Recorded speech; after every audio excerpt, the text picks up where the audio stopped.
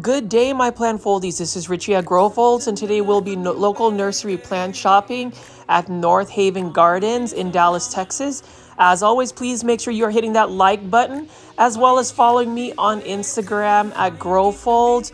I'd love to grow our community, so if you haven't already, please make sure you are subscribed to my channel with the notification bell on, so you will stay up to date whenever I do these live premieres. Typically I do them at 7 p.m. Central Standard Time daily, but as you can see right here, North Haven Gardens is a local plant nursery that I often visit.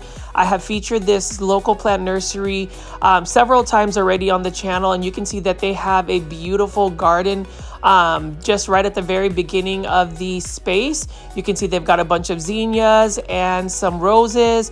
It is a nice bright Saturday morning, and I decided to go to North Haven Gardens specifically to check out the Fitzgeralds Tropicals pop-up. That is a pop-up that typically comes around quite often at North Haven Gardens.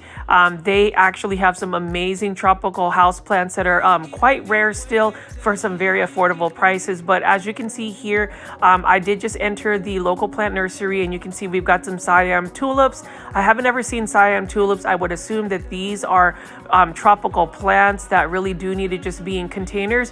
If you are in the North Dallas area like myself, my grow zone is 8B, and definitely not a plant that you can put in our landscape long term. And then over here, we've got a bunch of cordyline tea plants. So the thing about cordyline plants in general, they are really meant to grow outside. Some people may be able to grow them indoors, but they typically get spider mites. It's just a spider mite magnet. And then here is some beautiful copper leaf plants.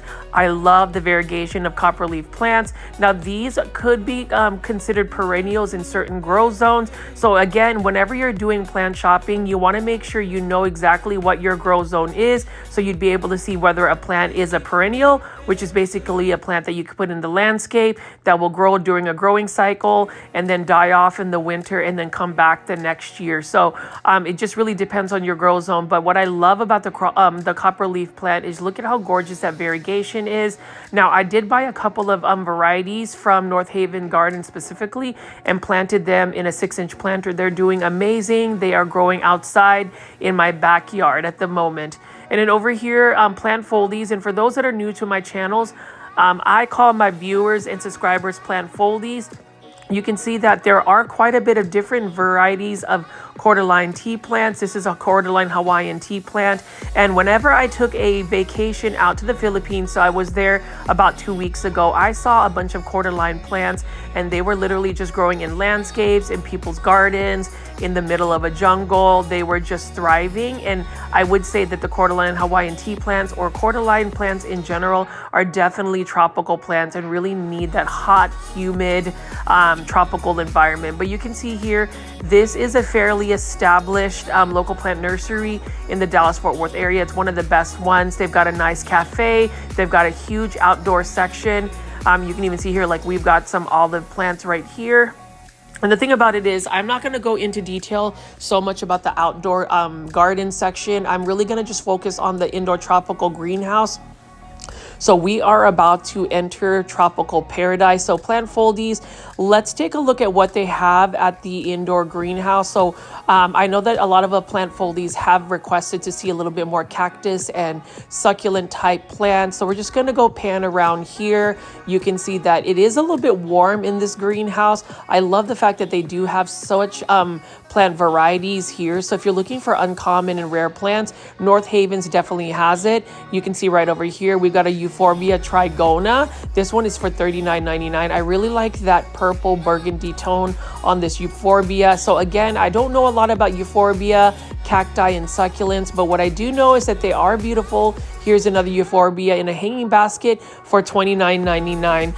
I do have 3 different varieties of succulent in my current plant collection. And you can see they've got a bunch of 2-inch starter plants for some succulents right here. Some people would make those into a succulent arrangement. And as you can see here, they do have some rare and uncommon cacti. So this is a variegated San Pedro crested cactus. And this was one that really caught my eye. This is definitely a very rare cactus, especially one to be found in a local plant nursery. Look at how beautiful that variegation is. Now, I believe believe this is for either $79.99. I was actually tempted to purchase it, even though I don't know a lot about the plant. So that wasn't going to be the best idea for me. Whenever you go plant shopping, or at least my suggestion would be, is to do some research on the plants before you purchase it, in terms of like plant care, what the plant needs, etc. Otherwise, you'll end up killing the plant. I will say that most of my plants that ended up going to plant heaven is because I just literally didn't water them for an entire month. So that is shame on me. But you can see here, Plant Foley's beautiful moon cactus for $59.99. I actually debated about buying this particular cactus. Actually, both of them that you saw, the yellow crested one and the moon cactus, have some amazing colors. Definitely a very unique type of cactus. I just don't have that type of money to be spending at the moment. Since getting back from my vacation in the Philippines, I have decided that I am going to downsize my plant collection and really be on a no plant buy. That is a very difficult task. I think anybody who loves just plants just as much as I do, I'm pretty sure the majority of plant foldies and any viewers that watch my videos, you already know that it is going to be a challenging thing to say no plant buy, because if you run into it, like if you go to a local plant nursery or even a big box store, you will run into a sale, a certain plant that you haven't seen, and you're just tempted to purchase them. I did want to show you all of these assorted succulents. Look at how beautiful the Echeveria is. There is something about those plants that I love. And then here is my feature on the Fitzgeralds Tropicals pop-up at North Haven Gardens. If you haven't already plant foldies, you can follow Fitzgeralds Tropicals on Instagram. They are really well known for their beautiful Monstera albos. So today they have a bunch of Monstera albos here. You can notice that they have very good variegation. And the thing about Monstera albos is it really depends on the original plant's genetics on whether you're going to get some good variegation or not. A lot of times people will assume that, if you flood the Monstera albo with a lot of light, that it'll push out a lot of variegation. That's not necessarily the case. I would really say that the Monstera albo really has to start with really good genetics. And with that being said, if you are looking for a Monstera albo, I would recommend Fitzgeralds Tropicals for sure. They did not sponsor me for that. I am just looking at it based on what I've seen. They have been growing rare and uncommon plants for a good decade now, so they've got some really healthy plant stock. They do plant pop-ups at North Haven Gardens frequently. I know that they'll be doing another one in September, but you can see here, if you are if you're looking for like a Monstera albo, I would definitely recommend them. Their prices are priced well. I know that they do pickups as well. Like you could do a local pickup from them. So if you're in the local Dallas-Fort Worth area, you definitely want to follow them on Instagram. It's Fitzgeralds Tropicals. They are an amazing couple that have some amazing, super healthy looking plants. Like look at how beautiful the variegation is on this Monstera albo, and look at that new leaf right over there. I was highly tempted to buy a Monstera albo because honestly, the Monstera albo that I purchased about 4 years ago hasn't really pushed out the same kind of variegation that you would see over here. And then you can see right here, they've got a Philodendron Florida Ghost. This one is for $40. I love Philodendron Florida Ghost, Philodendron Flora Beauty, Philodendron, anything of that nature. They're just absolutely stunning. And you can see right over here, they even have another Philodendron Florida Ghost. Now, the thing about Fitzgeralds Tropicals is all of the plants that they have are propagated by them in-house. These are all the plants that they've taken care of. And I really like that, when it comes down to it, you always want to support local plant businesses, small businesses like that.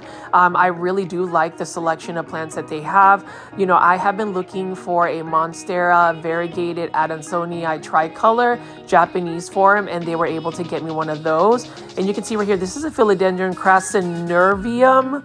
I think that's how you pronounce it. This is a really uncommon plant. This isn't a philodendron that you would often see. I rarely see this actually at any online sellers. So like they even have some really cool plants. And what I was told is that they are going to start bringing back some of their old uncommon and rare plants in propagation. Like here is for $20 a philodendron tortum. Really love that a lot. I'm glad that I was able to find a philodendron tortum at a big box store. But you know, if you are a rare or uncommon aeroid collector, definitely check out Fitzgeralds Tropicals. I definitely am going to purchase this.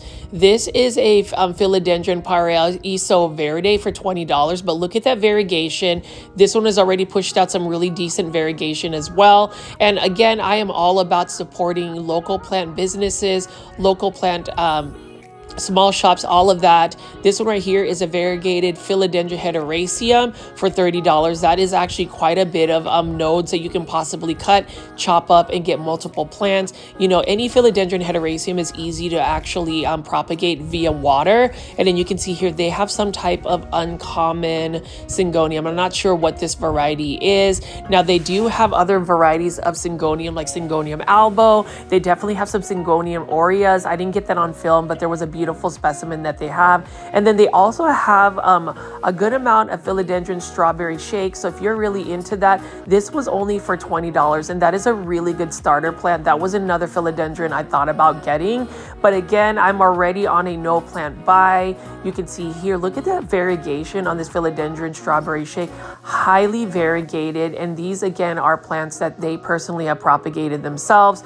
I really like Fitzgeralds Tropicals, and again, I would highly recommend them. You can reach out to them via their Instagram.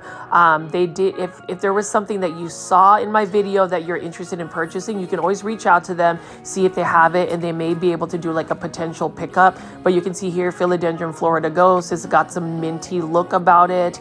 And obviously their selection of Monstera albos is just phenomenal. I am in awe. And then you can see here they had this one lone philodendron Florida Beauty that wasn't a bad price at all for what they were selling it. And it was really interesting because I met a local plant foldie. His name was Kale. So hello, Kale. It was really nice to meet you at this plant pop-up. I was actually surprised that he recognized me. And so if you are watching this video, it was really nice to meet you. And again, plant foldies, if you ever see me filming around the Dallas-Fort Worth area, please feel free to say hello. I love meeting local plant foldies, and I'm hoping that you guys will all show up at PlantCon 2024. In Dallas, August 31st, September 1st. I will definitely be there both days. I will be filming several hours of videos and hopefully be able to make some connections with many plant lovers at PlantCon. So if you haven't already, make sure to go to at PlantCon Instagram and purchase your PlantCon tickets. I would recommend getting the early bird special because you'll be able to come in there at 8 versus the general admission at 10 a.m. So if you're really looking for some rare and uncommon plants, or if you want to film some content, that would be what I would suggest. But as you can see here, we did see a ficus Audrey, and you can see that this syngonium has really found its way to start trailing. I was surprised that this plant hasn't started to root itself into the pot. I've seen that happen with my syngoniums, where if you're growing them outside, they start to trail and have been stuck into some of the soil. And over here, Plant Foldies is a Peperomia Ecuador for $24.99. This looks like a peperomia watermelon. This is actually a pretty funky peperomia. Now, the thing about peperomias in general is they are quite an easy plant to take care of. So if you're looking for a beginner plant, I would recommend that. For instance, like this peperomia Hope. This is super cute, and it's only for $14.99. And that's the thing about North Haven Gardens. North Haven Gardens really has some amazing plants to pick from. You know, every time I go to their tropical greenhouse, they have quite a bit of diversity for me to just pick and choose what plants I want to purchase.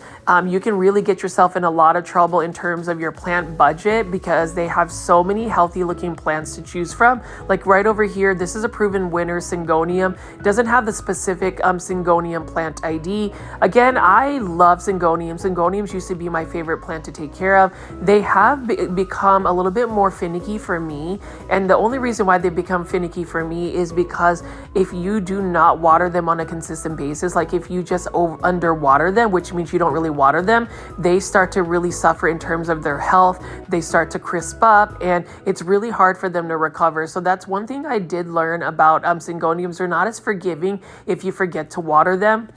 Now, a plant that is super forgiving, super tolerant is a ZZ plant. Now, this one is for $16.99. This is in a 4-inch planter. You've got to love ZZ plants. At least I do. I love ZZ plants. I love the Raven ZZ plant for specifically because that is one of the plants that is just so easy to take care of. And as I turn around here, we have some just green form Monstera deliciosas. We've got the larger ones with a little bit of fenestration. And then this one is a little bit more juvenile form. This one is for $19.99, and look at these roots. Like, these roots are screaming to be repotted. That's the thing I also notice about North Haven Gardens is they have some very healthy plants that are very established in their planters. If they're root bound, then that is a good thing because then the plant has been established well. Now, here is a beautiful Philodendron Brantianum. This one's only for $14.99. I love the Philodendron Brantianum, and if you haven't seen my local plant nursery video where I featured plant keeper Plant Keeper Cooperated, beautiful local plant nursery in the Dallas-Fort Worth area. They had a bunch of Philodendron Brantianum growing on a totem pole, like a 6-foot totem pole, and these leaves got massive.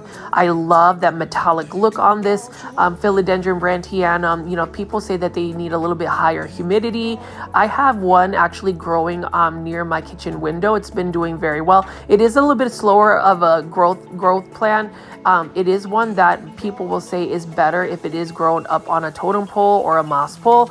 You can let it trail. I am letting my current one trail. And then look at this beautiful Philodendron Prince of Orange. Although this is a common philodendron, look at how it sizes up and look at how beautiful the colors are. That beautiful yellow and orange new leaf unfurling is just amazing. And then plant foldies, as I walk over here, you can see there are tons of different types of Dracaena. So this is a Dracaena colorama. Now this is a beautiful Dracaena because it does get large. This one is for $24.99, and you'll see this actually at a big box store like Walmart, Lowe's, or Home Depot. But again, if you're looking for some really healthy plants, North Havens would be a plant nursery. I would highly recommend all of their plants whenever I've gone, shopping here. They always have some healthy looking plants, really well established plants in their planters. Like this one right here, Dracaena Janet Craig compacta. Highly recommend this plant. Although this is just a green version of a Dracaena, there's not any variegation. It is one that is so easy to take care of. And then right over here, we've got a Ficus umbellata. Now, I did buy a Ficus umbellata proven winners.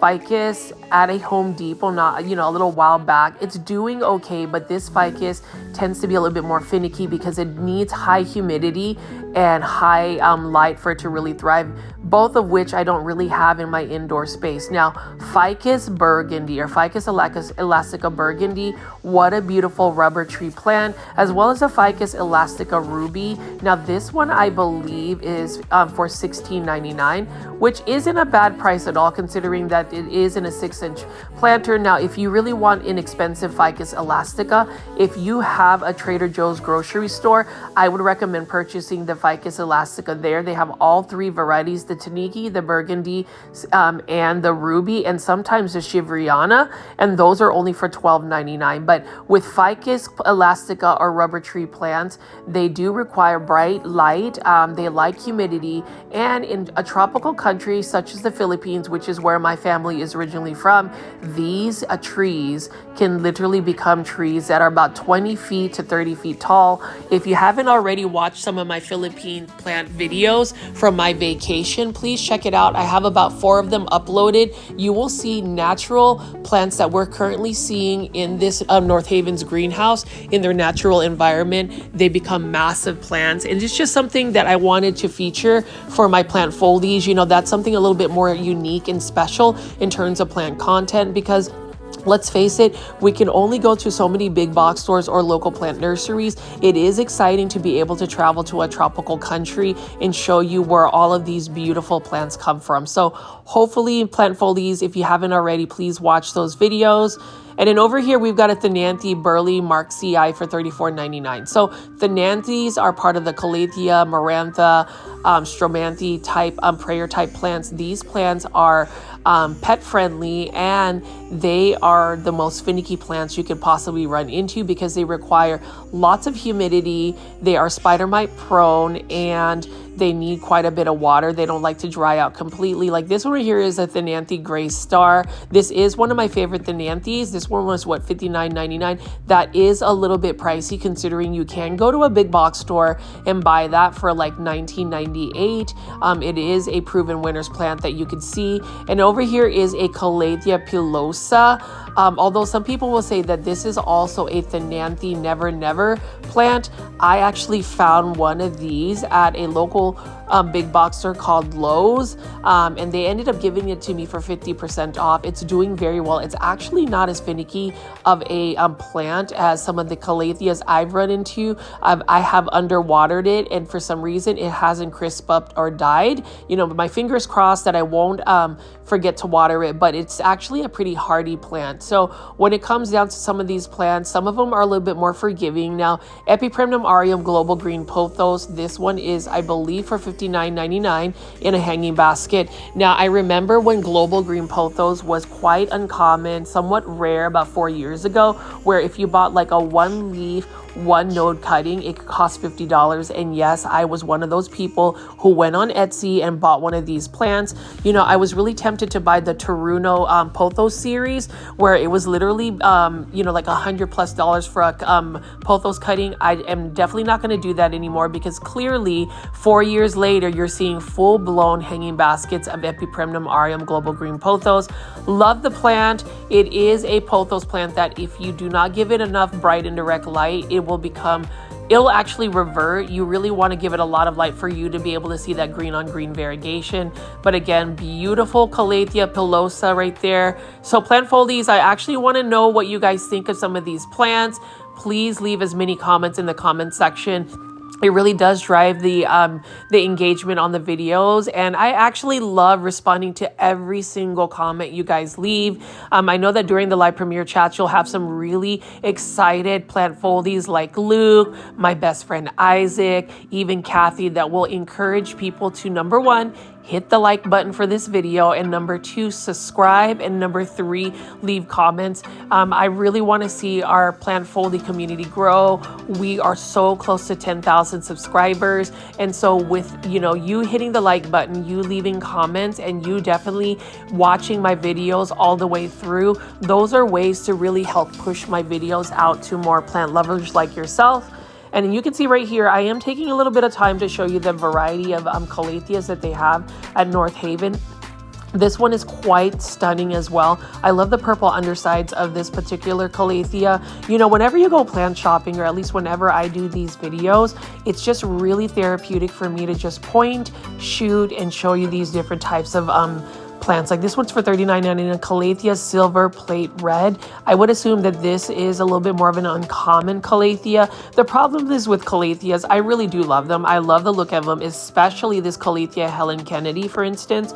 I thought that I cracked the mystery on how to grow them successfully by growing them in hydroponics, but unfortunately, even growing them in straight water after taking the soil substrate out, they still end up becoming spider mite prone. So like it is literally a plant that is just such a heartbreaker. You know, you could look at these beautiful plants right now, but give it about 2 to 3 weeks in your care. If you do not stay on top of the watering, the pest control, the humidity levels, it will quickly decline in its health. Now, this is a Marantha prayer plant. This is just a common one. I really love the look of it. You know, it always looks like feathers to me whenever I look at Maranthas. It is a common plant that you will find. I'm so thankful that I was able to get a variegated Marantha plant from Planting with Pete. He also has a YouTube channel, and I would recommend visiting his channel. He's got some amazing plants that he's been able to grow into such large sizes.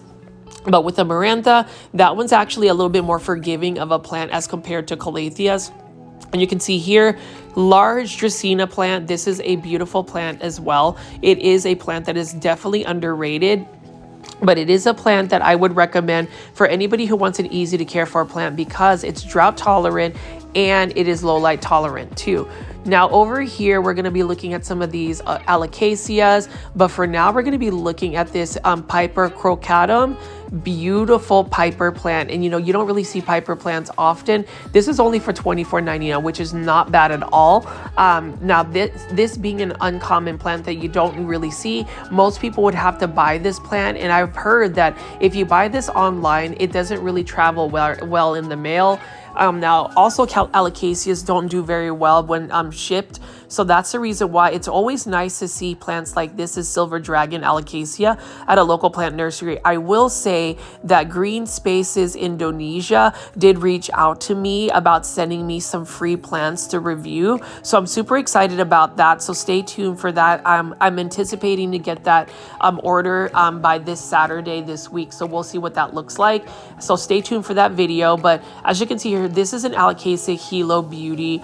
Love the coloration. That is such a stunning plant. That is a plant that I want to get in my collection. I would love to add this. You know, some people will say that this is actually a caladium.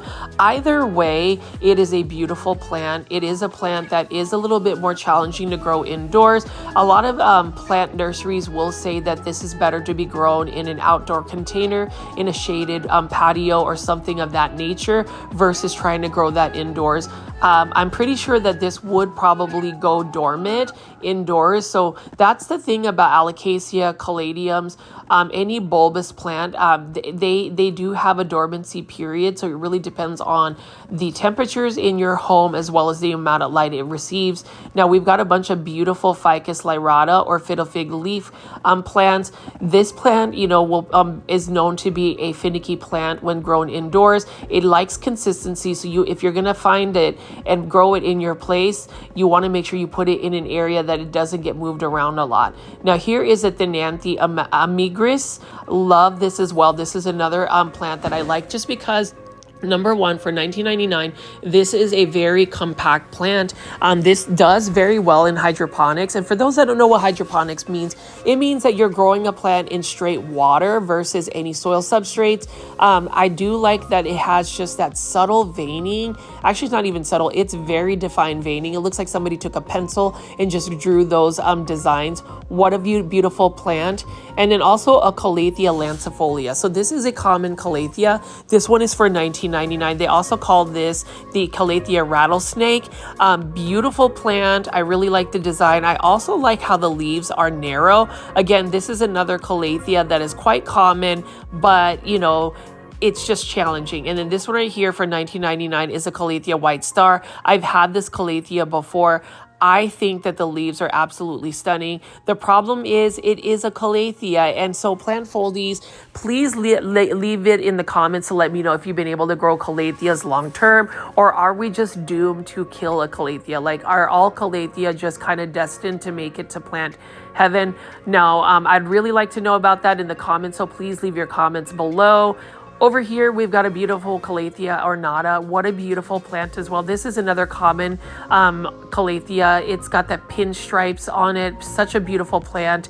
It almost reminds me of like an Aglaonema. It actually looks like an Aglaonema, maybe an Aglaonema rotundum, something of that nature. But what a beautiful Calathea. I've had this before. I've also sent it to Plant Heaven. So again, I have learned my lesson when it comes to Calathea. So like, as tempting and as beautiful as they are, I am not going to buy them because they're not going to really fit the plant care tips or the plant time that I have invested for their care. So again, this is a Calathea fishbone, beautiful plant for $19.99. So again, whenever you go to North Haven Gardens, I'm always reminded that this is a better alternative to big box store plant shopping.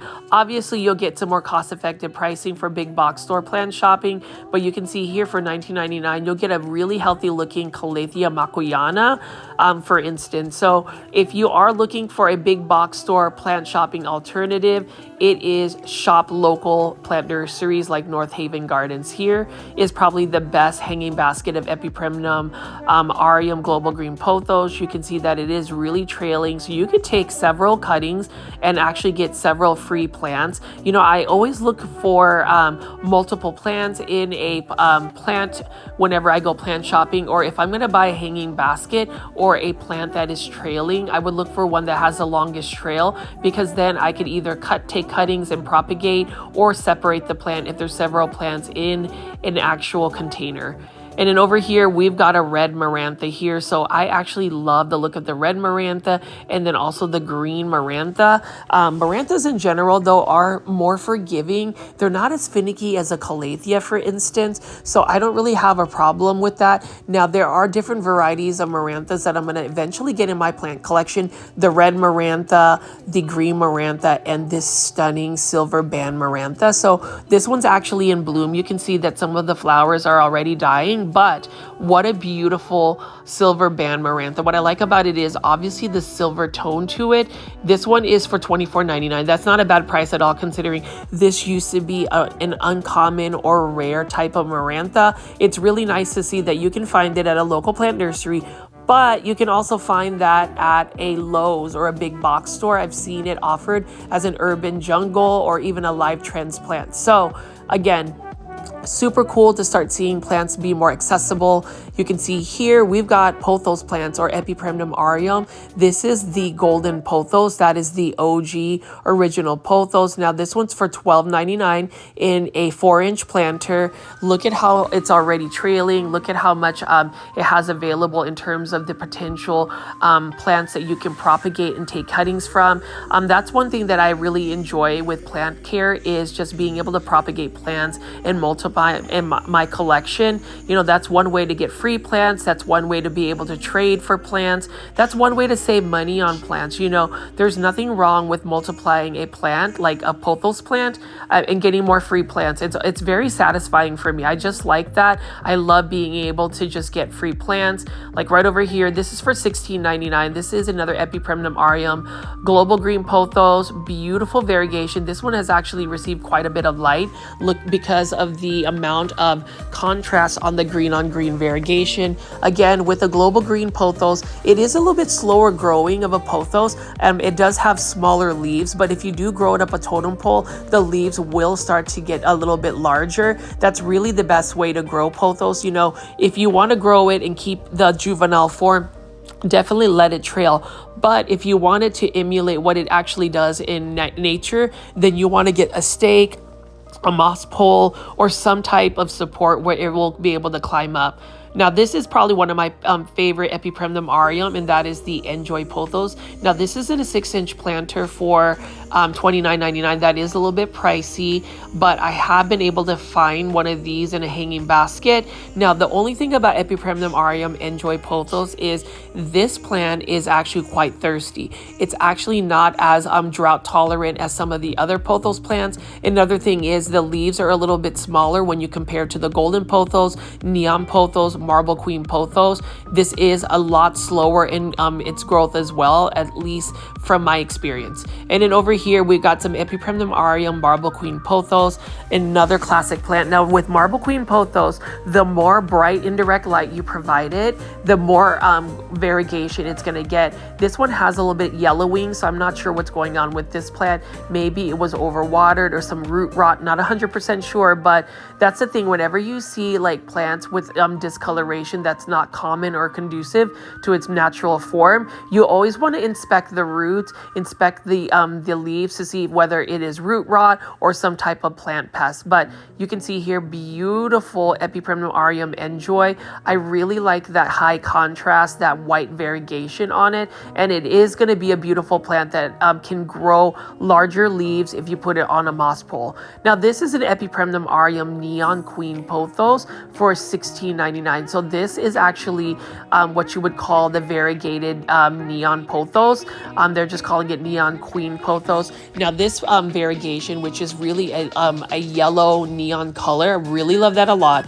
It needs bright light in order for it to really maintain that variegation. Otherwise, it'll start to revert back to more of like a neon green color, even potentially green. So you really want to stay on top of the the lighting conditions for specific plants, especially that neon queen pothos. That used to be highly uncommon and now it's very common, and you can find them even at a big box store. So super excited to see that. And as I pan away here, you can see that there's just so many plants to pick from. Now this is an Epipremnum aureum Shangri-La. Now this one is for $29.99 in a 6-inch planter.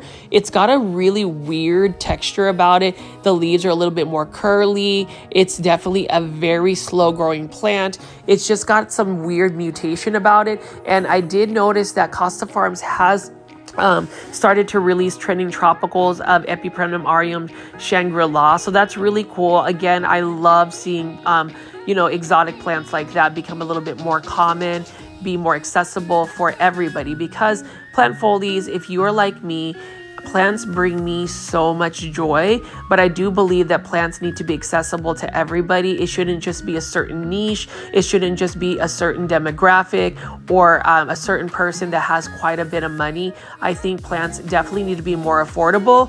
And, even with like the Hoyas, like this one is for $29.99. This is a Hoya rigida. I have not become a full-fledged Hoya head, although I am in danger of becoming obsessed with Hoyas, because Hoyas, I have discovered, are very forgiving plants. As in, if you don't even water a Hoya for like an entire month, at least in my experience, highly would not recommend that. I have been able to still grow my Hoya. They just get really, flat leaves. But once you water them, within 24 hours, they get that waxy texture about it.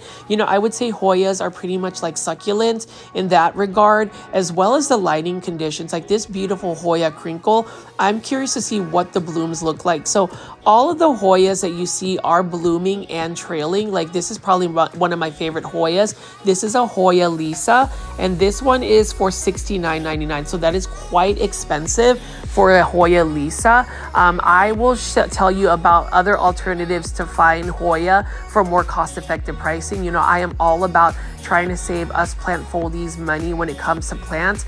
There's always going to be a sale. There's always going to be a bargain. Now, if you want instant gratification and you want something large that's already established, yes, you can spend the $69 for this Hoya Lisa. And, it is a beautiful plant. It's just going to be one plant that would be out of my price range, specifically for a Hoya. Now, for something else, perhaps I would, consider it. Now, here are some variegated Hoya carrii. These are for $19.99, and I was so excited that Kroger grocery store, I was able to find the same size Hoya carrii, variegated Hoya carrii, for only $7.99. So it does pay that, for me, being at a big box store, a local plant nursery, even grocery stores, I'm able to compare and contrast pricing. So especially if you are a local plant nurse, plant foldie, somebody that lives in the Dallas-Fort Worth area, definitely be sure to be subscribed to my channel, because all of the new content that I will be releasing will be current pricing for the plants that are currently in the Dallas-Fort Worth area market. I did do plant shopping compilation videos while I was on vacation for 2 weeks. And again, I wanted to say thank you to the plant foldies that still tuned in to the 2 to 3 hour plant shopping video compilations I had. I just couldn't produce 2 weeks worth of advanced plant filming, because again, plant foldies, you already know, for me to get this Hoya Lisa, for instance, I do 1 hour plant shopping videos. It does take quite a bit of time to produce these videos. You got to think, I travel to these places. I have to at least film for an hour, a minimum of an hour, because that's kind of my niche. And then it takes quite a bit of time to put the plant ID captions, because you guys have requested that, as well as just editing and doing the voiceover. So plant foldies, for those that continue to watch my videos even till this day, I am so thankful. I was super excited that Sunday evening I was able to get at least 50 people to watch my live premiere and participate in the live premiere chats. I haven't seen that in quite a long time. So I'm hoping, plant foldies, YouTube will be kind to push my plant content to more people, and as well as you guys, just your watch time, your viewership. So if you click on my video, I hope that you will watch it in the whole way through, because watch time is super important, as well as just being able to get these videos out to you guys. Like over here, you can see we have a Hoya publicaic splash. Beautiful Hoya. This is another Hoya that is quite common, but I love the splashy look of it. And again, it's one of those things where now that I know that Hoya are pretty easy to care for, and more importantly, more forgiving for somebody that might be a little bit negligent, that is something that I'm definitely going to go collect more of. The only thing about Hoyas is I know that they do require quite a bit of light. So I don't know if I would just need to invest in having grow lights for them. They do look beautiful when they are sun stressed. Like this one right here is $29.99. This Hoya Lucarden Naciana, I think that's how you pronounce it. Please correct me if I'm wrong. And I'm actually curious, of all my plant foldies or my viewers, subscribers that watch my videos, do you actually like specifically collect Hoyas? Because I really want to get into them. Like, look at how beautiful this Hoya is. And the thing about it is I've seen this Hoya offered at Kroger grocery store for only $7.99. So, you know, I am going to do my research. I'm going to actually do some plant pricing comparisons. But again, if you are at North Haven Gardens, definitely check out North Haven Gardens, because you can see they've got quite a bit of Hoya varieties. Like this is a Hoya variegated compacta. Now I do want to get a variegated Hoya compacta just because it is a beautiful plant. Now they are a little bit pricey still. Like you can see, this is for $89.99. I personally wouldn't purchase this hanging basket of variegated compacta, but if you're looking for instant gratification, because this is a plant that is extremely slow at growing, I would spend the $89.99. So it really just depends. Some people will say that plant pricing is expensive, but you know, it really depends on how much you're willing to spend on a plant and whether it's going to bring you that instant satisfaction. I always say if you're going to spend that kind of money on a plant, it should be because you don't want to wait to grow the plant that long. There are certain plants I would spend money on. Like I probably would spend money on a variegated Hoya compacta if it was a large size, but I don't mind finding a smaller variety and spending a little bit less, because I am on a plant budget. And then I've just learned throughout this whole like big box store plant shopping video journey, or just making plant content for YouTube, it is all about the time you can invest in your plants. The more time you can invest in your plants, I'm sure the more healthy your plants are going to look, and it's just going to really bring you joy. I've realized that with my and I mentioned this in a lot of my videos, with my very busy lifestyle, some of my plants have suffered, and I do feel bad about it. But, you know, instead of feeling bad about, maybe some of my plants getting neglected, I have decided that I will take some of those lessons and just kind of refocus it and just kind of celebrate the wins and be positive about some of the plants that I have. I have downsized my plants, which I'm really proud of, because I've realized that it's given me less stress and more joy. But that can change very quickly, because looking at these Hoyas, for instance, like look at how beautiful this Hoya Quintiana is. I could easily start another collection of Hoyas. The good thing about it is if you don't water a Hoya for a while, they're not just going to up and die for you. So I'm just going to show you some more of these Hoyas. So plant foldies, let me know what varieties of Hoyas you like, what you think about the Hoyas you're seeing at North Haven Gardens. Please leave that in the comments for sure, because I do read every single comment and will respond to every single comment as well.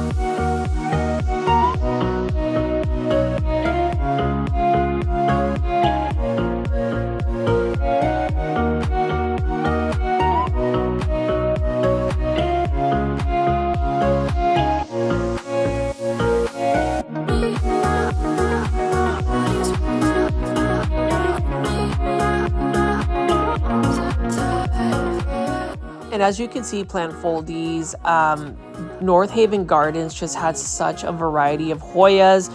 I'm sure there are many Hoya heads that go to this particular nursery and just buy it all out. And you can even see here, North Haven Gardens just has many varieties of different types of plants, like all of these Sansevieria, for instance.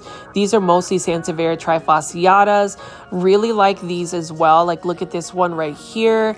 Beautiful yellow variegation for this. Let's see how much this costs. I believe it is for $19.99. A lot of these snake plants or Sansevieria, yep, $19.99. These are easy to care for plants.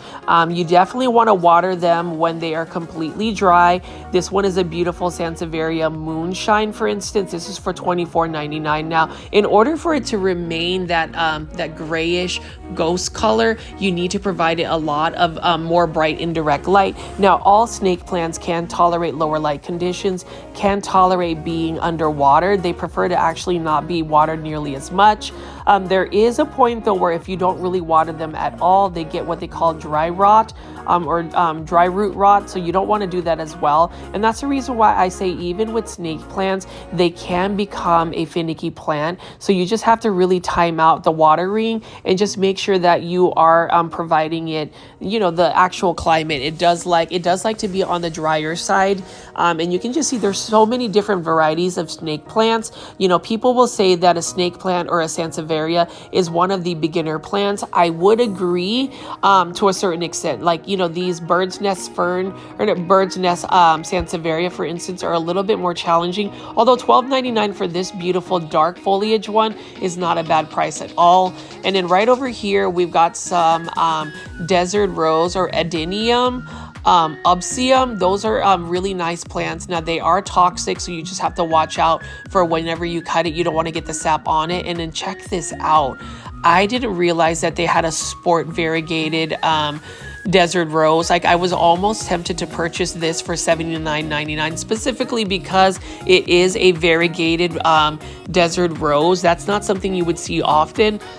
And that's the thing, Plant Foldies, as many times as I've been to like a big box store or a local plant nursery, I rarely find, and I really do say this, rarely find sport variegated plants. Now, for those asking what sport variegated means, it means that this is a specific plant that is variegated, that isn't necessarily a full cultivar or something that's mass produced. But like this one right here, this is really interesting to see a sport variegated desert rose. Now, Plant Foldies, let me know if I should have bought this plant for $79.99. specifically for that particular variegation.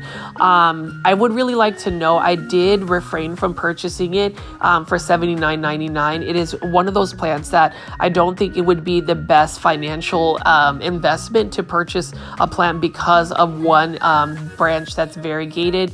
Although some people might do that, you know. For me, I'm just glad that I didn't spend that $79.99 on it. I almost did, but you know, I refrained from purchasing that. But you can see right here, we've got several desert rose again that are available, and then we've got some crassula right here. Really like the look of crassula or jade plants. What I like about jade plants in general is they are different varieties of jade plants. Like, for instance, this is the golem jade plant. This is actually common whenever you go look at like a big box store like Lowe's or even Home Depot. They've got quite a bit of these crassula golems. Really interesting texture, and this is only for $9.99. So if you're looking for a cost-effective plant or something that is considered inexpensive, I would definitely look at succulents, specifically crassula or jade plants. And then you can see right here, they've got succulent dish, succulent arrangements right over here. I just really don't know a lot about succulents. I do think that they're a little bit of a finicky plant because of the watering. So, you know, it is one of those things where, for instance, even these Sansevieria or snake plants, or even this string of spades, which actually looks really cool, $14.99 for that. The watering can be a little bit challenging even for the ones that don't want to be watered that often. Like, sometimes you don't want to just not water them altogether. Otherwise, they end up really suffering in terms of their health. But then again, over watering something like a string of spades would definitely get it to rot. My string of variegated hearts, however, is doing very well. It's actually a very vigorous grower considering it is a succulent. This one's for $14.99. I was able to get one actually at Walmart for $12.99. So, you know, big box stores, I promise you, big box stores will always have the more cost-effective pricing for plants, but local plant nurseries will always have more diversity and more healthy looking plants. Like if you're looking for a Sansevieria whale fin, for instance, love this as well. This one is only for $14.99. I actually have one. It's doing fairly well for me. It does better with neglect. And, you know, so there are certain plants that if you just leave it alone, it'll thrive. If you're a helicopter plant parent, sometimes that's what ends up killing the plant. You know, I wish I was a little bit more of an over waterer. I really just find watering plants a chore, and really that is the most basic function of plant care. So I really have to get that under control. I've talked about that in several of my videos. And in Plant Foldies, I know that a lot of the times I will ramble on about some of my plant insights. I utilize a lot of my plant shopping videos or plant videos in general as almost like a personal blog, to where I can just tell you my thoughts about just plants or things that are going on in my life. I will say, coming back from vacation, this first week of coming back from work, I'm so thankful that my workload was not insane. I was able to really just acclimate myself to going back to work. Now, if I could do plant shopping videos as like my full-time job, I would absolutely love it. You guys are getting me there though. You know, your viewership, your engagement, the love and support you guys give me. It's really been a really fun journey for me.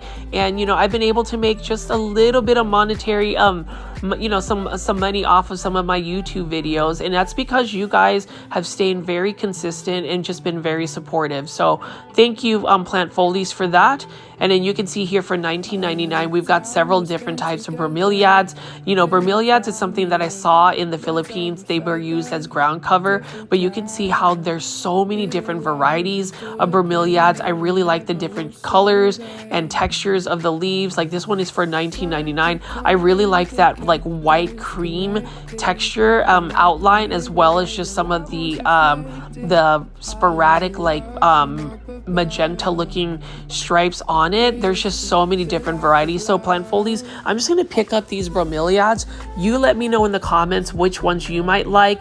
I used to not be into bromeliads, but I think once I get my plant collection under control and my care tips, like my routine under control, I may add a couple more bromeliads because they are such beautiful tropical plants.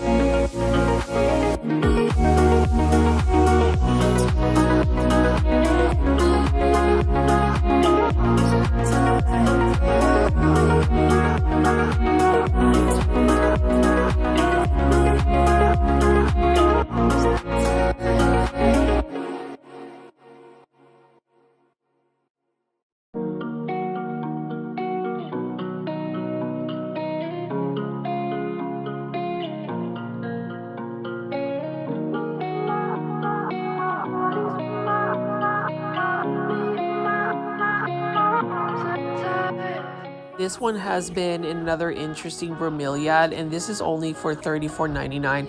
Look at how beautiful that is. It's got like netting texture on its leaves, and I just love that pink color on this bromeliad. Again, bromeliads are just an interesting plant. It's a plant that I used to think was just overrated, overproduced, because everywhere I went, I would see that at a big box store. But then when you start looking at some of these more unique varieties of bromeliads, like this one right here, it's just really interesting. I love that gray tone about it, that silver tone on this bromeliad, and even the shape of it is really unique. It's one that I would definitely add to my collection. You know, it's all about finding unique plants, but then again, it's also about finding plants that are fairly common. Like these bromeliads, for instance, are ones that I saw in a lot of big box stores, very common at local plant nurseries like North Haven Gardens. But you can also see that there's just so many plants to pick from in this tropical indoor nursery that they have in North Haven Gardens. So if you haven't already, if you ever visit Dallas, you should definitely go to North Haven Gardens. You can see here chrysanthus, for instance, for $16.99. Really like looking at that. These are considered the Earth Star plants. I like that magenta red tone about it. They also have a bunch of pink ones.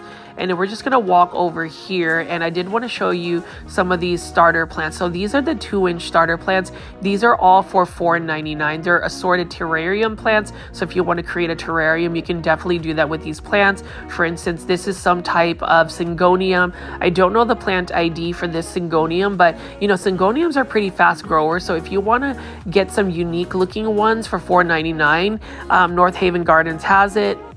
And you can see right over here. Let me see if I can pull this out. Look at this beautiful Hedera helix.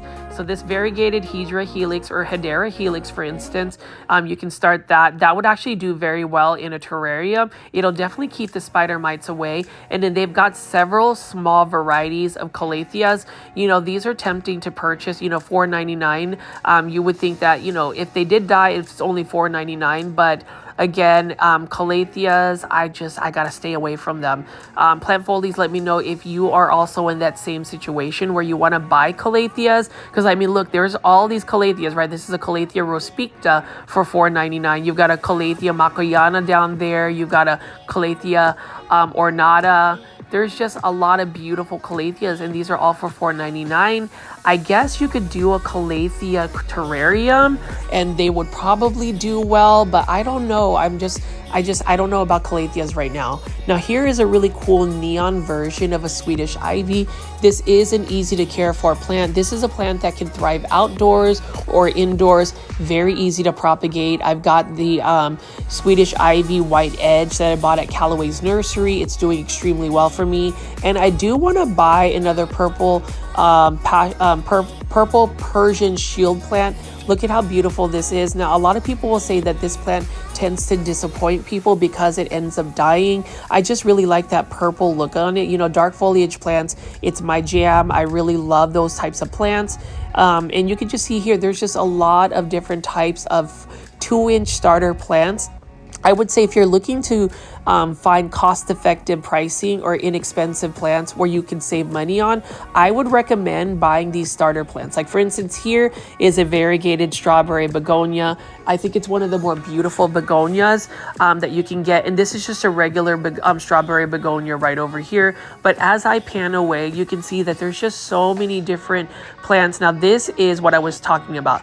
Check this out, $4.99. This is a Hoya Lisa. So remember how I showed you that Hoya Lisa for $69.99 in a 6-inch planter? Well, this is only a 2-inch planter, so you can buy like 2 or 3 Hoya Lisas for $4.99 and have a nice full plant. So that's what I'm talking about in terms of ways to save money on plants. I am definitely going to purchase this Hoya Lisa. You know, I talked about like no plant buy, but I don't know, you know, this is actually a really good deal. So I may end up just getting this 2-inch Hoya Lisa for $4.99. It's a really good deal. I would say really healthy plant. It's already established. And for $4.99, that is not a bad price at all, again, for starter plants. So that's just another example of how you can save money by just buying these starter plants. You can see there's just several varieties. This is a whole tray of different types of calatheas.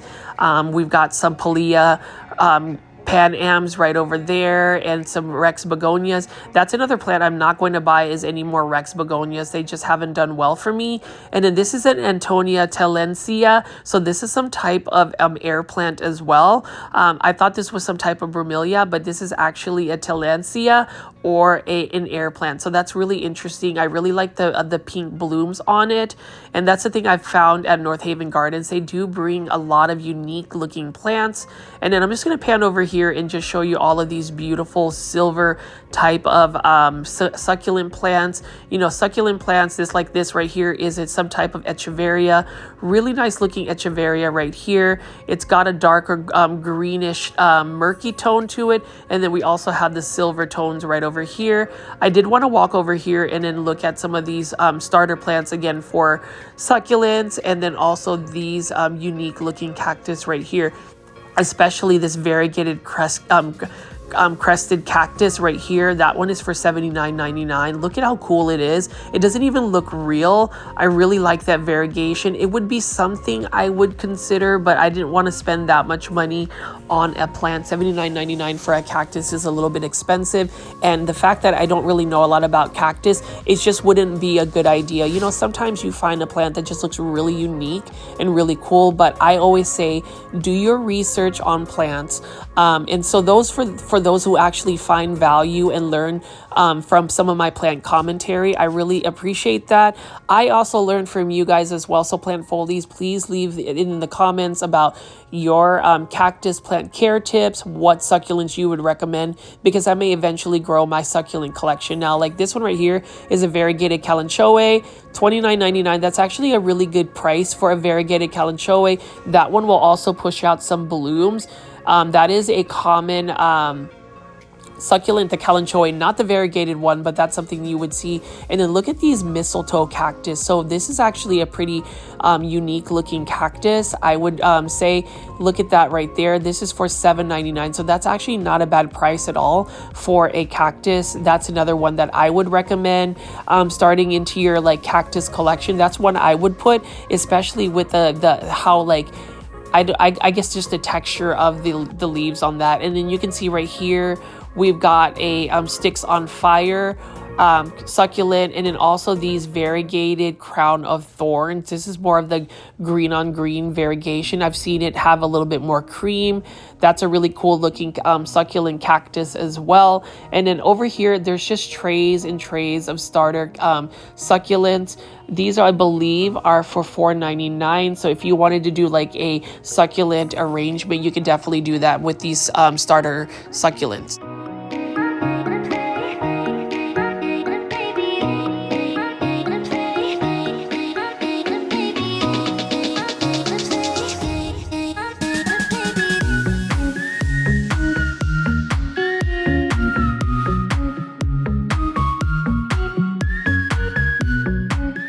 Then this string of pearls for $9.99. If I'm going to get a string of pearls, I will probably get the variegated version. Although this one is a pretty easy string of pearls to grow. And then you can just see in the corner just tons of different types of succulents. We have some aloe vera as well. So I'm just going to keep showing you all of the different varieties that they have. Now these 2 to 3 inch succulents are only for $4.99. So that's not a bad price at all. Like look at this one right here. Don't know about this one, what that plant ID is. So if you know it, please leave that in the comments as a timestamp. I'd love to know.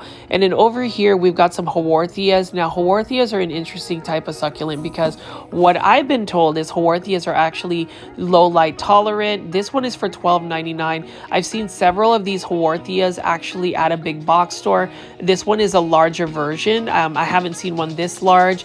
So that's really cool for $12.99. And then as I pan away here, you can just see that North Haven Gardens, if you are a succulent fan, you definitely need to go to North Haven Gardens to purchase your succulents, especially the starter ones. I think the starter ones are a good value, $4.99. So, you know, you're not really invested in buying something super expensive. Now, I don't even know what this plant ID is for this succulent, but I do find this interesting as well. Really like that neon yellow tone about it. So again, plant folies, if you know the plant ID for it, please leave that in the comments.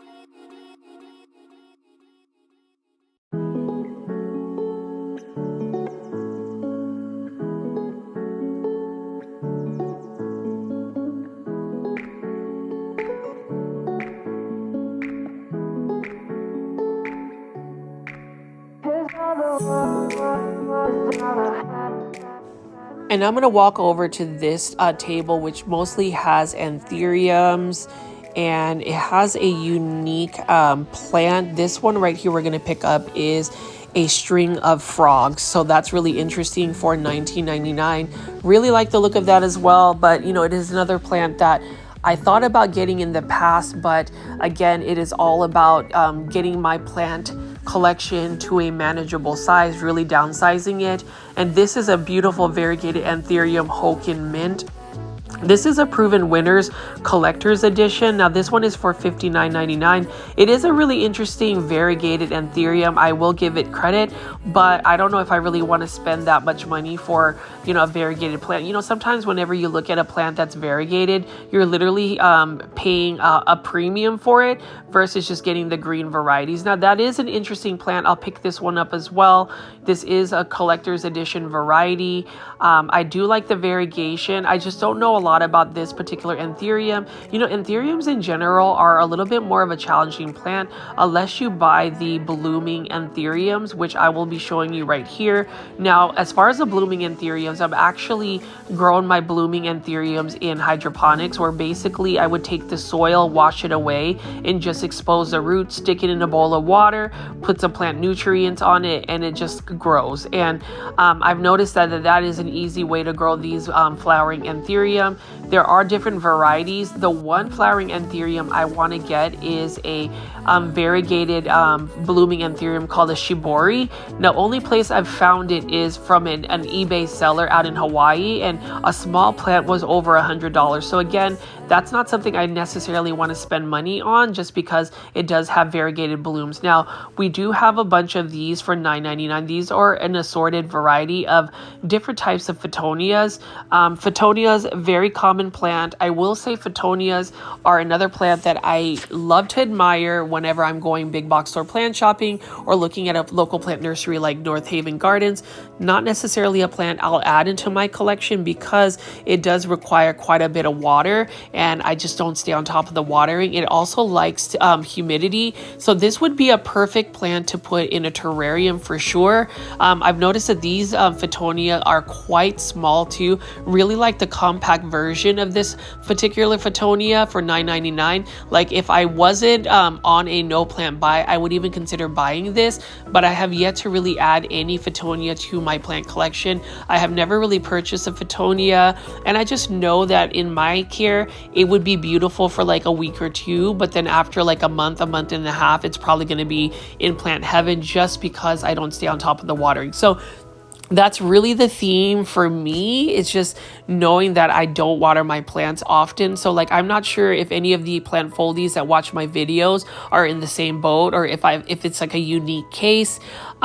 That's really what's prevented me from like really expanding my plant collection, just because I don't want to continue to send plants to plant heaven. So plant foldies, let me know what you think or what your commentary is. Are you more of an overwaterer or an underwaterer? Now here is another good plant find right here, $4.99 for all of these flame violets or Especia. And like, I'm going to try to pull this out because I was here not too long ago and these plants were not nearly as big or long, and you can see that it's starting to trail to where you could literally cut that vine down and probably propagate 2 or 3 new Especia plants.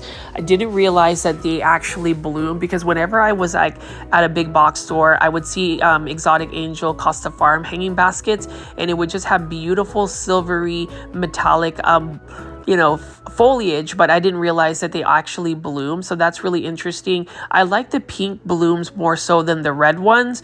I was actually tempted to purchase one of these as well, but I did refrain from purchasing it because number one, this is another plant that doesn't really tolerate being underwatered as well. The Especia or flame violet are very similar to African violets. Now I would recommend watering them from the bottom, so bottom watering them. Like this one's really beautiful. Look at that red bloom on it. And I just really like the leaves. The leaves have that metallic shine about it. It's got velvety leaves. It is definitely very similar to African violets. Now, as far as my African violets, I've done very well with the 3 African violets I have.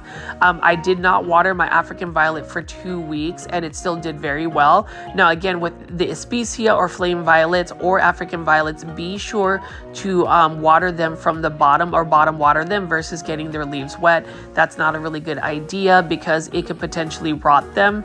But you see that there's so many different varieties of flame violet here. Like this one has a different leaf color right here. It's more of a pinkish red tone, which is really cool. I love the metallic look on it. These are all for $4.99. I think that that's actually a really good price. You can buy a couple of them and have like a mix planter of different types of flame violets. Actually, that's a really good idea. I might do that someday, but for now, I am just going to show you guys all of these different types of plants. And you can see right here, so many different starter plants. I'm thinking that they just got this shipment in. Look at this Hoya Lisa again for $4.99. This one's a little bit sun-stressed because you can see that there is a little bit more variegation to it. And then you can see that they have another Hoya Publicaic Splash, another one for $4.99. So if you want to start a Hoya collection, I would recommend just buying the starter plants here. And there's just many different varieties of them. I like the fact that they also have this Hoya Quintiana, for instance, which is basically a variegated Hoya Wyetii. That one is also for $4.99. So plant foldies, let me know what you think. You can see right here, this is another Hoya Lisa. The one that I found earlier, I definitely will buy. That's for $4.99. And you know, it's a smaller plant, so it's going to be a little bit more manageable. That's the thing too. You have to really look at your space in your home for what plants you want to add to your plant collection. You know, I went overboard and started buying plants that were a little bit too large for my space. So, you know, having smaller plants like this is manageable. Look at that Hoya compacta, for instance. And then this is another plant that I want to get. This is a Brainia snow bush. I don't know a lot about it. It is considered a indoor house plant, so I would probably need to do more research on that, but that's another plant that I like. I also love the blood leaf plant. I was able to find one at Home Depot. It is another plant that kind of reminds me of like a Coleus plant, kind of similar care tips. And then you can see this is an uncommon begonia. Now, if I had this specific plant ID, I would put it in there, but I know that this is an uncommon begonia that's a little bit more pricey actually. And then you can see this is a purple passion plant that I definitely want to get as well. That was a plant that I ended up sending to Plant Heaven because when I went on my vacation, it did not get watered for 2 weeks, and it was another plant that just doesn't tolerate being underwatered. But these Brainia snowbush are actually ones that are really attracting me. I really like that variegation. I also like just the shape of the leaves. Typically, I don't go for plants that have smaller leaves, but this one, for some reason, that little subtle variegation is actually really interesting. And you can just see that there's just several plants, starter plants for $4.99. So if you were to ask me, there are certain plants that I feel like you get better value for. Like I would not buy any of the Tradescantias or even the Pilea plants for $4.99. I think you would get a better deal buying a larger plant. But even here, this Lysimachia plant, this green on green variegation is really cool. However, I think you could get a better deal by buying the Proven Winners one for $7.99. That's a lot larger at a big box store.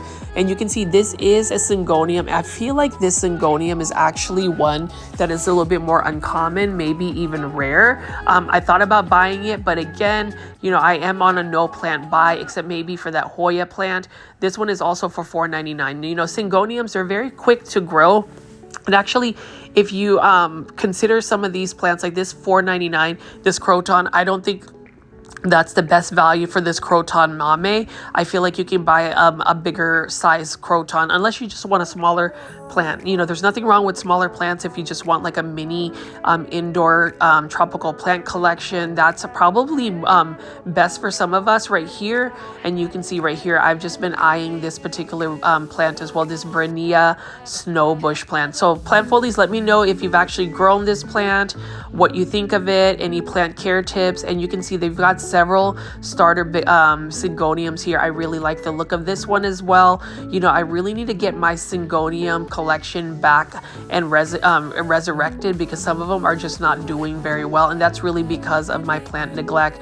You know, that's something I will have to let you guys know, that I'm not the best plant parent. You know, sometimes I really have to listen to my own plant care tips. And you can see right here, these are 50% off, and these are African violet. So I will say, if you are willing to wait for an African violet to rebloom, they don't take that long. You'll get better value for it. Like all of these unique looking African violets are 50% off. Now these, I believe, were only $4.99. So you'll get them for like $2.50. Not a bad price at all. And these African violets surprisingly actually grow fairly fast. Like this one right here is a variegated one. This is another one I might consider getting. And that's what I'm talking about, plant foldies. You know, you go to a big box store, a local plant nursery, and you're just tempted to buy plants because you feel like you're getting a good find.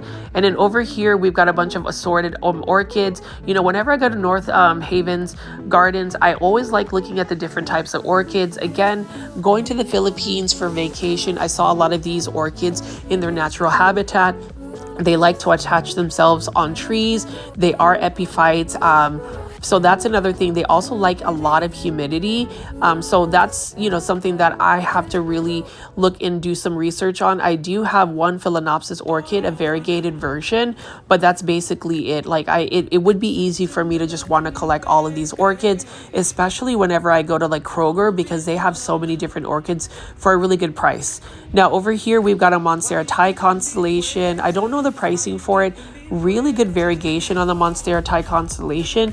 And then we just have a really large ZZ plant. So like if you want instant gratification, since ZZ plants take a while to grow, I would suggest buying a large plant like this. That is an easy plant that you will most likely not take to plant heaven, because it's so easy to take care of. And then we just have a bunch of staghorn ferns here. So plant foldies, let me know what you think so far of the North Haven Gardens. Have you visited? What plants did you like? I just wanted to, you know, produce some more new plant videos, because I haven't been able to get some new content out there. So all this week, I will have some new plant videos. So definitely stay tuned, plant foldies, and make sure that you are tuning in at 7 p.m. Central Standard Time for my live premiere chats, and just to get engaged. So if you like this video today, please make sure you are hitting that like button. Definitely check out Fitzgeralds Tropicals on Instagram. They have some amazing rare plant finds. This is Richie at Growfold. Please subscribe to my channel, and I'll see you next time. Bye.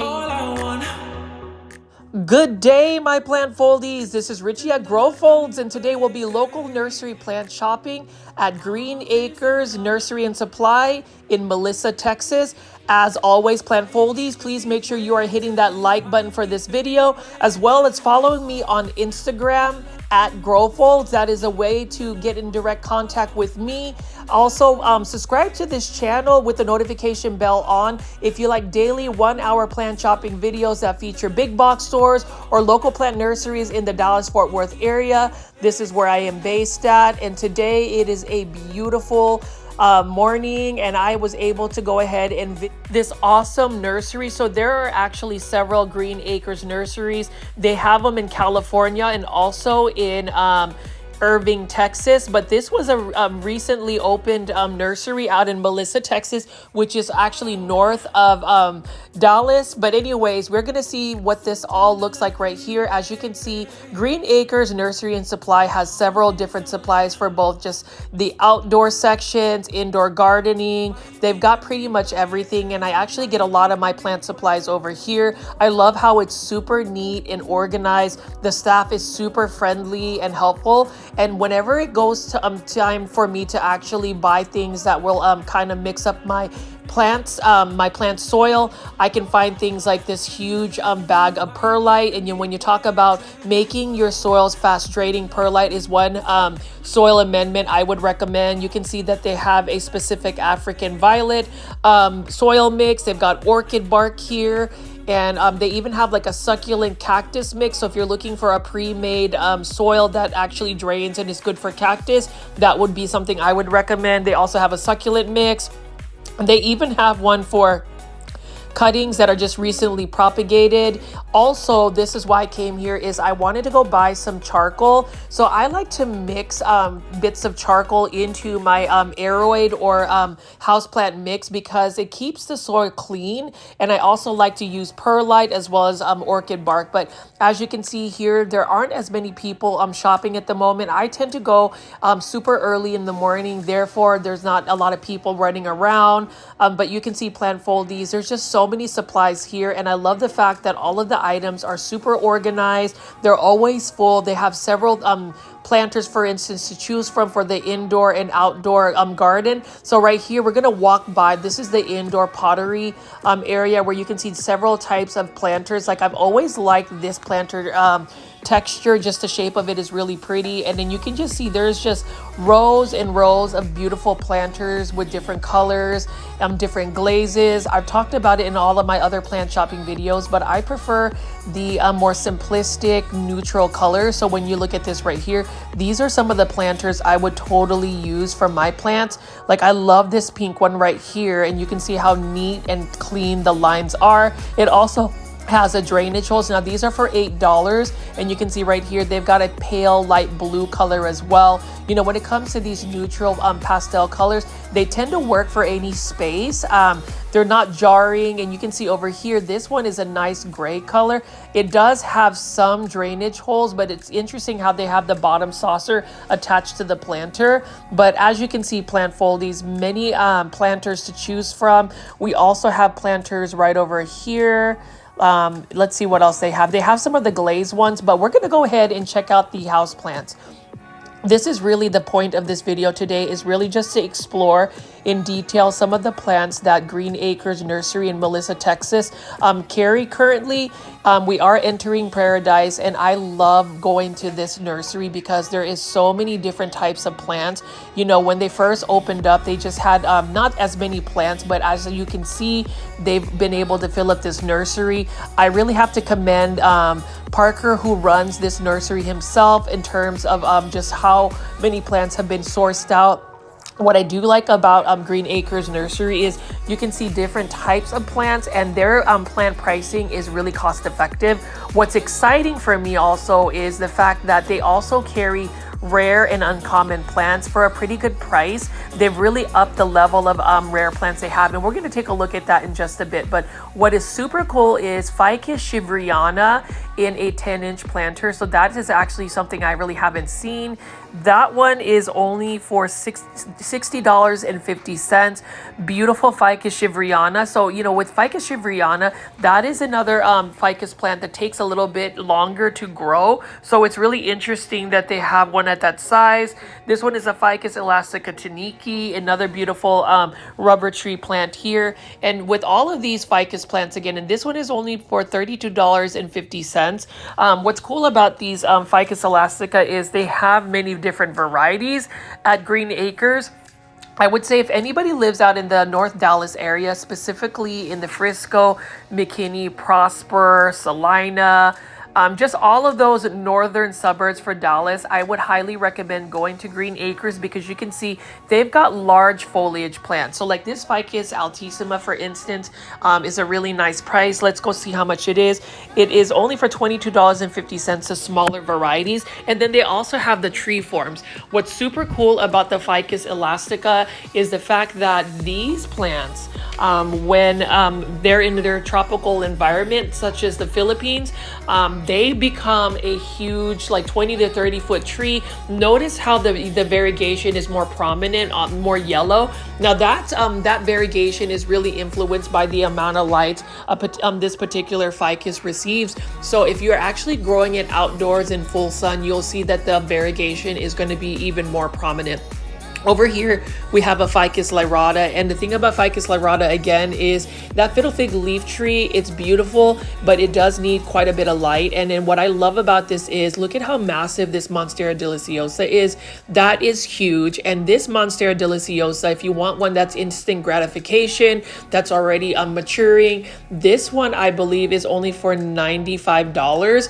If I actually had the space is what I'm trying to say for this type of Monstera deliciosa size, I would totally buy it. And that's the thing I love about Green Acres, is the fact that they have large plants, cost-effective pricing, and then plant foliage. Look at how beautiful this live living wall is. So they've got different types of trailing plants here, an assortment of philodendron, scindapsus, epipremnum aureum, epipremnum pinnatum, tradescantia, lemon lime, philodendron. They just have all sorts of plants. And I remember when they had their grand opening, this one was actually just being built, but you can see over time the plants have actually started to trail down. I really liked it a lot. Look at that syngonium, for instance, right over here.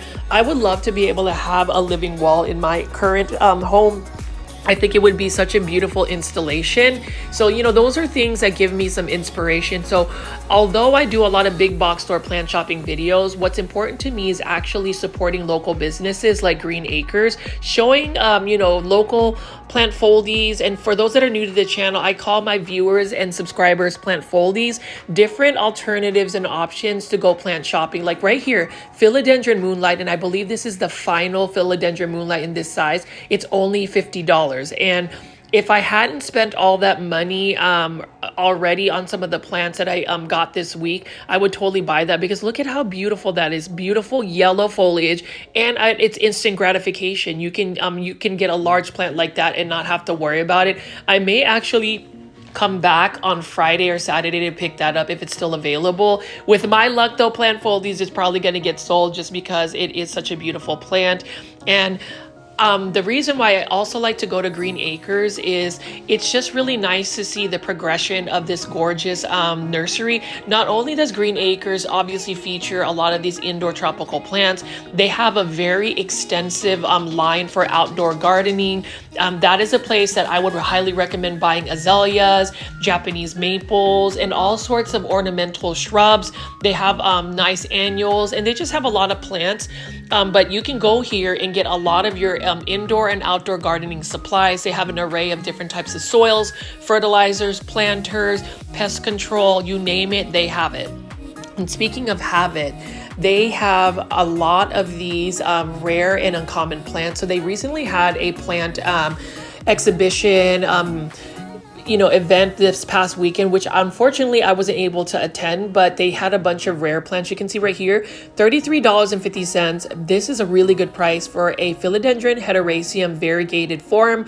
Beautiful plant in the fact that it's already attached to a moss pole. And you can see right here, this is a syngonium milk confetti, $62.50. Beautiful planter. It's already planted in, and look at that. It is already trailing up a moss pole. And that's the thing about certain plants, even syngoniums, for instance, they like to climb for the most part. And as they climb, their leaves actually mature and change shapes. Now for the philodendron heteroraceum, they just tend to get a little bit larger. And over here is a beautiful Monstera celtipicana. Again, another beautiful Monstera plant. Now, most people will grow this in a trailing like hanging basket, but really the natural form or the natural growth habit of Monstera celtipicana is to grow up trees, grow up on a wall or something, and it actually attaches its aerial roots, which gives the the plant more nutrients, which in turn gives the leaves a larger shape. They actually mature and start to fenestrate. Like you can see, there is a little bit of a hole right over here. Really like that a lot. And I am excited because I may end up picking up a rare plant. I was told by Parker that they still had quite a bit of rare plants available. You can see they've got some ferns here. I do love the fact that they have philodendron heteroraceum variegated form already on a pole. The thing about this is, with this particular philodendron heteroraceum or heart leaf shape, is the fact that they need a little bit more light. It's not as stable in variegation. Now here's a beautiful alocasia. This is an alocasia variegated Frydek. This one is for $150 in a 5-inch planter. Now here's the thing, some people might find that price a little bit pricey, but variegated alocasia are basically the trending plant of 2024. Everybody wants to collect variegated alocasias. I will say alocasias for the most part are more of the more advanced level plant lover, somebody who grows plants. So I wouldn't highly recommend alocasias in a collection. I was told though that these variegated alocasia, I consider them investment plants at the current state, because if you do buy it for like $150, know that if you're able to keep that alive, it will actually create corms or little babies that you can separate from the mother plant, and maybe you can trade them or sell them off so you can actually get a return of investment. Now, don't quote me on that. It's not always going to be the case, but I have seen alocasias reproduce fairly quickly. Now, I'm just going to keep panning around here, and as you can see, plant foldies, this nursery has gotten super full. The Irving, Texas Green Acres, I need to go visit Tanya and the team over there. They have some awesome plants as well. But you can see here, philodendron red moon, $140. And, you know, it's a plant that I would love to have. You know, I love philodendrons. I think that I am going to start getting a little bit more philodendrons, because for the most part, they're not as fussy unless it's the variegated, like not the variegated, the more like fuzzy forms like philodendron gloriosum. But look at how beautiful that variegation is. You're literally paying for that one leaf with that red variegation. Again, $140. This is another philodendron red moon that you typically do not see often at most local nurseries. And then here is a Anthurium clavinarium, beautiful Anthurium. And here's the thing, I got my Anthurium from Green Spaces ID. I imported it from Indonesia, and it came in really well. And I will be growing my Anthurium in leca. I don't have any ponds, so for now, as far as hydroponics, I'm going to go ahead and just try leca. I've heard that anthuriums and alocasia do well in more of a semi-hydro growing medium. Like over here is an alocasia Yucatan mint. So it's like a variegated alocasia Yucatan mint. What I like about the Yucatan alocasia is it does have that silver like shiny foliage, and then I also like the stems of the leaves. I mean the stems in general, they look really nice. Actually, that minty look almost reminds me of like a caladian leaf. It's kind of interesting, but this is another uncommon plant, or an uncommon alocasia. This is for $70. So for me, plant foldies, if anybody wants to go in and like buy one of these alocasias, maybe we can share some corms or some babies. I know that there are a couple of plant foldies that I will be sharing cuttings with, and just plants. We've already discussed that, and that's the thing, plant foldies. I'm hoping to create a Facebook account for the Grow Folds community. That way we can kind of let each other know what plants we have available. You know, we talk about saving money and being plant budget friendly. That's another way to do it. And also just shopping at Green Acres Nursery. I would recommend going to the Melissa, Texas one if you live in North Dallas. Now, if you're further down Dallas, going to the Irving one. Both locations are awesome. And it's just super exciting to see that the Melissa location, the one I'm featuring today, has gotten some really cool plants. Now, over here, you saw that Monstera Thai Constellation. And then we also have a Philodendron Florida Beauty. Here's the thing about Philodendron Florida Beauty, and let's see how much this is. $32.75. That's not bad. I will say Philodendron Florida Beauty is a beautiful plant. This one actually has some really minty variegation. There are times where I've seen people selling Philodendron Florida Beauty. The thing about it is you really need to provide it with quite a bit of bright light in order for it to keep that minty, ghostly look. Otherwise, it could potentially revert to green, and it'll just end up being a Florida green. Now over here is a Philodendron Bernardopazii. I think that's how you pronounce it. $47.50, and this is actually a philodendron I really haven't heard of.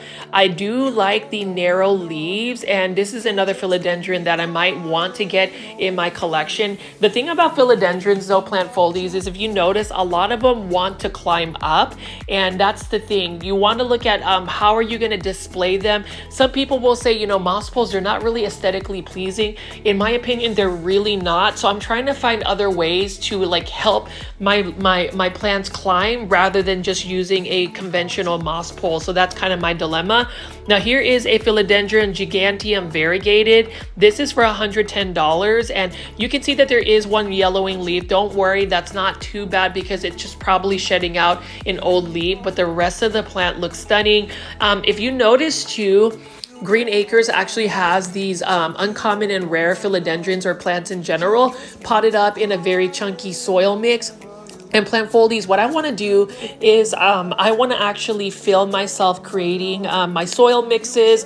I talked about giving you guys a little more different content in terms of just plant shopping videos or nursery tours. So have no fear, that is coming along, and you can see that it is just going to be some more content available for you. But today I just want to celebrate being here at Green Acres Nursery out in Melissa, Texas, because you can see they've got quite a bit of rare and uncommon plants, more so than I've seen in the past. Like right over here for $30 only, Epipremnum pinnatum marble, and it actually is starting to be crawling up like a moss pole.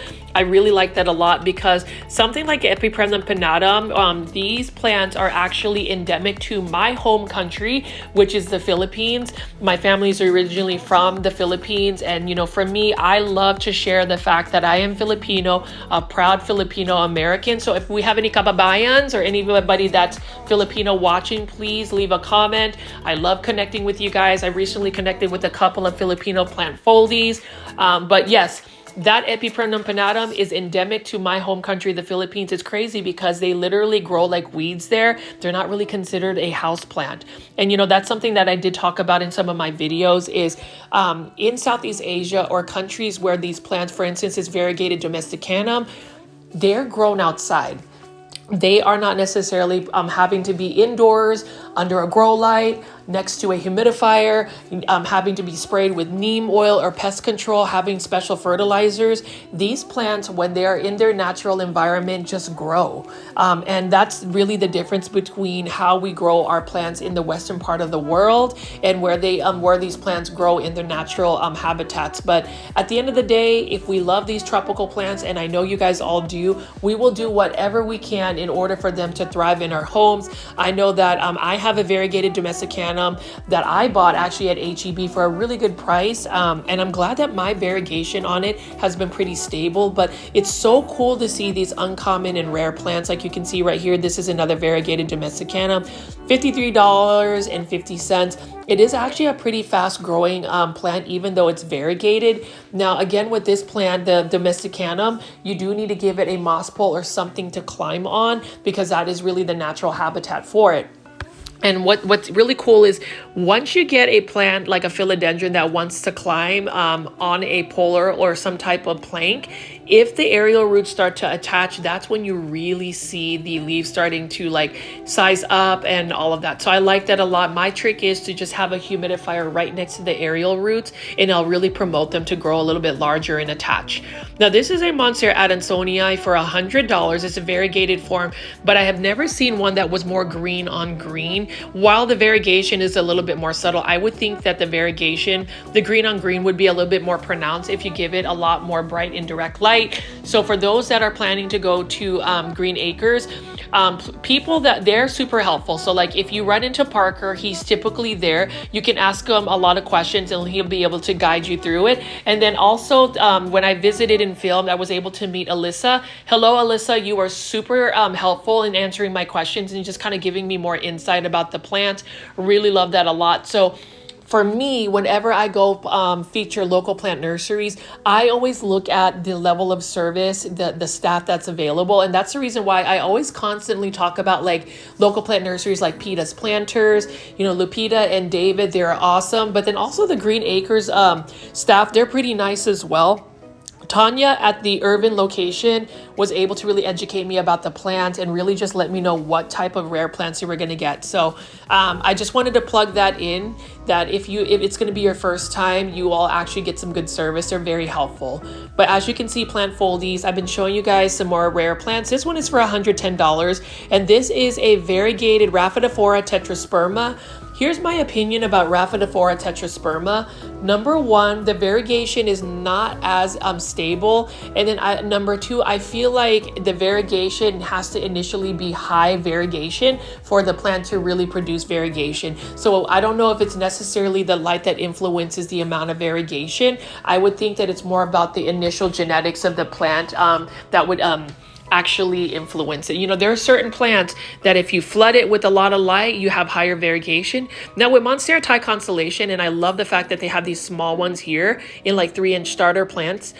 These are for $26.50, and I'm actually thinking about purchasing one of these Monstera Thai Constellations to do as a giveaway for our plant foldies.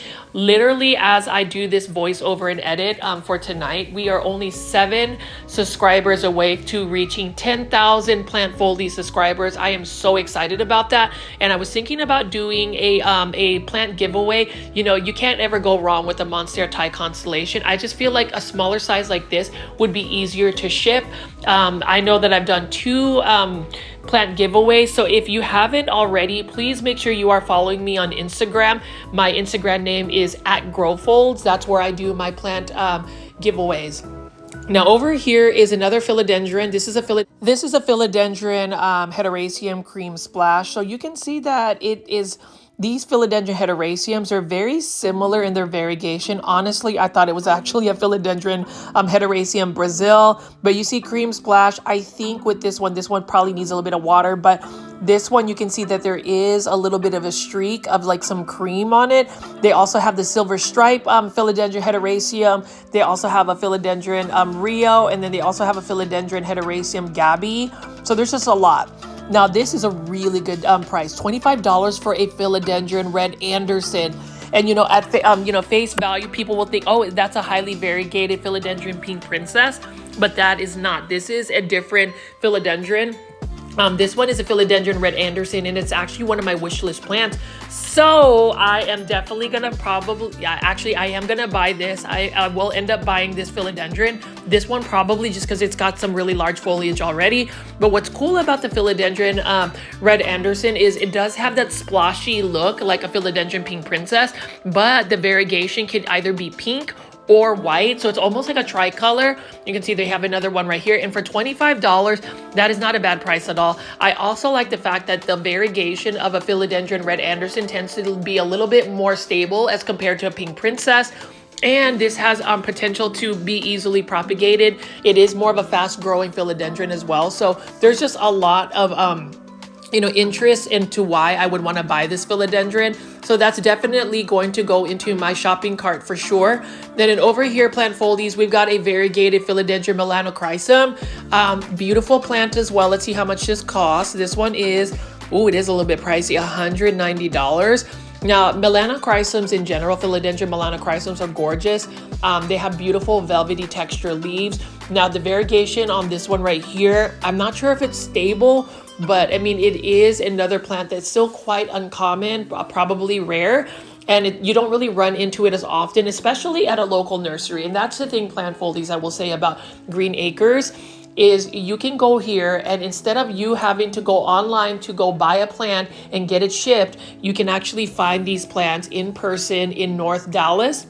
And I love that because as somebody who loves plants, there is always a risk of having to order plants online because it's not always the seller's fault whether the plant makes it to you or not. And you know, with summer being 100+ degree weather in Texas, I refuse to buy any plants to ship to me. I was actually surprised that my Indonesian import didn't have any baked plants, like they came in perfect condition, but that is a risk whenever you're buying plants online. I mean, you can see right here, they've got some smaller varieties of these Philodendron Florida Beauties, and I love Philodendron Florida Beauties. You can see these are the very juvenile leaves. Look at how beautiful the variegation is, and that's for $45. So if you actually want a starter Philodendron Florida Beauty, you could go to Green Acres. I will say that this plant actually grows pretty fast as well, and this one does definitely need some type of stake or moss pole for it to really mature and give you those larger fenestrations. And then this one is for $275. It is a variegated Alocasia Black Velvet Pink, and I love this Alocasia. It's actually one of my wish list plants, and it's a plant that if I go to PlantCon and I find it for a pretty decent price, I remember at PlantCon in Houston, they were being sold for like $800. So perhaps the plant pricing for a variegated Alocasia Black Velvet Pink may have gone down a little bit. If it doesn't, If I can't find one within like $100 range, then I'll just have to wait till next year. Again, with these variegated alocasias, they are the hot plant of the season, but when you think about it, all plant pricing eventually goes down. It's just basic economics. If there is a high demand but small supply, it's going to drive up the prices. But the cool thing about, these variegated alocasia varieties is they do reproduce quickly. You can get corms and then you can grow them out and you can continue to just kind of reproduce your plants. Now, the thing I will say about alocasia, I think I need to grow them in pond or semi-hydroponics like leca. Now over here is the first time for me to ever see this. This is a Scindapsus blue albo, and it's quite expensive actually for a Scindapsus. I would have bought this one. Look at the half moons that this one produces. Now this Scindapsus is, wow, that's actually a pretty high price. I don't know if I would actually spend the money for that. I would say that this is probably more of a rare Scindapsus, but sometimes you're just literally paying for the variegation. Actually, you are for, $130. Now, I don't know how fast this Scindapsus blue albo would grow, and that's the thing that makes me nervous about Scindapsus is because they're not as vigorous as a pothos or an Epipremnum aureum, although I will say it's beautiful. It's just not something I would want to invest at the current moment. Unless, I end up making a lot more money. I'm trying to find side gigs to kind of fund my my plant budget. But plant folies, as you can see here, we have another philodendron, Patriciae. I think that's how you pronounce it. I've never seen this philodendron, but look at how cool it looks. It has a little bit of the striping here, and it is in a chunky soil mix. I love the look of that as well. It is another philodendron that for $62, that's not bad. So, it's probably an uncommon philodendron. It's definitely a philodendron that I've never really heard of or seen. So it's always nice to be able to see, philodendron or just plants that you typically don't run into. I mean, you can see right here, this is another Florida Beauty, $45. This one doesn't have nearly as much variegation. So again, whenever you're plant shopping, especially for a rare or uncommon plant that is a little bit pricey, please be very picky about the variegation because, not all variegation is number one, stable. And then number two, you're paying a premium for a plant. So you deserve to get a really nice, healthy looking plant. Now, again, this is a variegated Domesticana for $53.50. Not a bad price at all, actually, for a variegated Domesticanum. And I recently did a plant giveaway for that, and I was able to ship it out to Arizona. Super happy that the winner was able to get it in one piece. And over here we have a Philodendron plomanii. So I remember about 4 years ago, I used to have a Philodendron plomanii. I remember I spent like $150 for it. It had really large leaves, but it's so interesting that 4 years later, you can get it for under $30. I think this is like $22.50. Look at how many shoots it has. So like you can literally chop it up and have multiple plants. That's the thing about philodendron specifically is I guess the process of being able to reproduce and propagate them, it's super exciting. And then as you can see right over here, we've just got full tables of different types of house plants here. I'm gonna get to those in a minute, but I did want to show you guys all of the different uncommon and rare Hoyas. I won't try to pronounce some of their names. I will just show you the plant ID. Now this one is for $35, and that is another type of genus of plant that I will most likely get into. I'm kind of afraid that if I gain a Hoya addiction, that I'm just gonna wanna buy every single type of Hoya. What I've discovered about Hoya is they are actually easy to care for. Like Hoyas are not really that fussy. For me, a person who doesn't really water his plants that often, it is a lot easier on me because I don't have to worry about having to water it all the time, and they're still forgiving. They don't really decline in health. But you can see this Hoya right here, beautiful splashy Hoya, for $35. And the cool thing about Hoya is once you get them established, and I realized that Hoyas, their ideal environment is they like higher humidity if you're able to, definitely a lot of bright light, and they will grow for you. They will shoot out more vines, and they're easy to propagate from like water propagation or even sphagnum moss. But plant foliage, you can see right over here, they just have a lot of these little starter uncommon and rare Hoyas. So if you are a Hoya head or somebody that loves Hoyas, you can make a trip out to Green Acres out in Melissa, Texas. I always tell people, anybody that's traveling to Oklahoma and you love plants, definitely check out this area because it's basically on the way to Oklahoma. I mean, you can see right over here, they've got several different types of Hoyas. And then for those that actually live in Oklahoma and you're going down to Texas, this is definitely a plant nursery you want to check out. Again, I am just showing you guys all of these beautiful Hoyas. Like for instance here, they have rare and uncommon plants, but they also have a lot of like plants to choose from for your actual collection, your houseplant collection. So I would recommend definitely checking out Green Acres. It is exciting that they've gotten some more rare and uncommon Hoyas. I'm even more excited in the potential of this nursery continuing to get more plants. That's really the goal, is to get more plants, to sell more plants, to get more interest. And that's the reason why I plant foldies. If you ever make it to Green Acres and you run into Parker or any of the staff in the indoor houseplant section, please tell them that you are a plant foldy, you watch Grow Folds on YouTube, and you are a friend of Richie. I just want to see what kind of foot traffic we can get here. I love making videos for Green Acres. They don't really sponsor me or anything. Like I said, with all of these local plant nurseries, it's just I genuinely appreciate the plants that they have, as well as the service and kindness that they've always shown me. Now, plant foldies, you can see right here, jewel orchids for only $7.50. Super good price for a jewel orchid. I love that. And again, that's another thing, is I don't know a lot about jewel orchids. I remember actually having a couple of jewel orchids a couple years back when that was actually, another it plant where everybody just had to have a jewel orchid. It is exciting to see that they have these available only for $7.50. Not a bad price at all. Now, these jewel orchids do require a little bit more humidity. So plant foldies, if you are going to get into jewel orchids, make sure you have the humidity levels. Either put them in a terrarium, put them next to a humidifier, put them in a dome, but somewhere where they get some good humidity, and they will do well for you. The blooms are really stunning as well, so that is a plus for sure. And it's nice that they have a bunch of starter jewel orchids. Now, right next to you, the jewel orchids are a bunch of Monstera esqueletos, and that is another Monstera that is on my wish list. I definitely want to get a Monstera esqueleto. I've had a Monstera laniata, which is basically a larger form type of Monstera adansonii, but they can get leaves that large. The only thing about the Monstera laniata is it does take quite a bit of time for it to actually fenestrate and get large leaves. Like, it literally has to attach to something, versus the Monstera esqueleto, where basically it's just a giant Monstera adansonii. Beautiful plant. And I've actually wanted to see if there is a variegated version of a Monstera esqueleto. I'm pretty sure that would be absolutely stunning if it actually existed.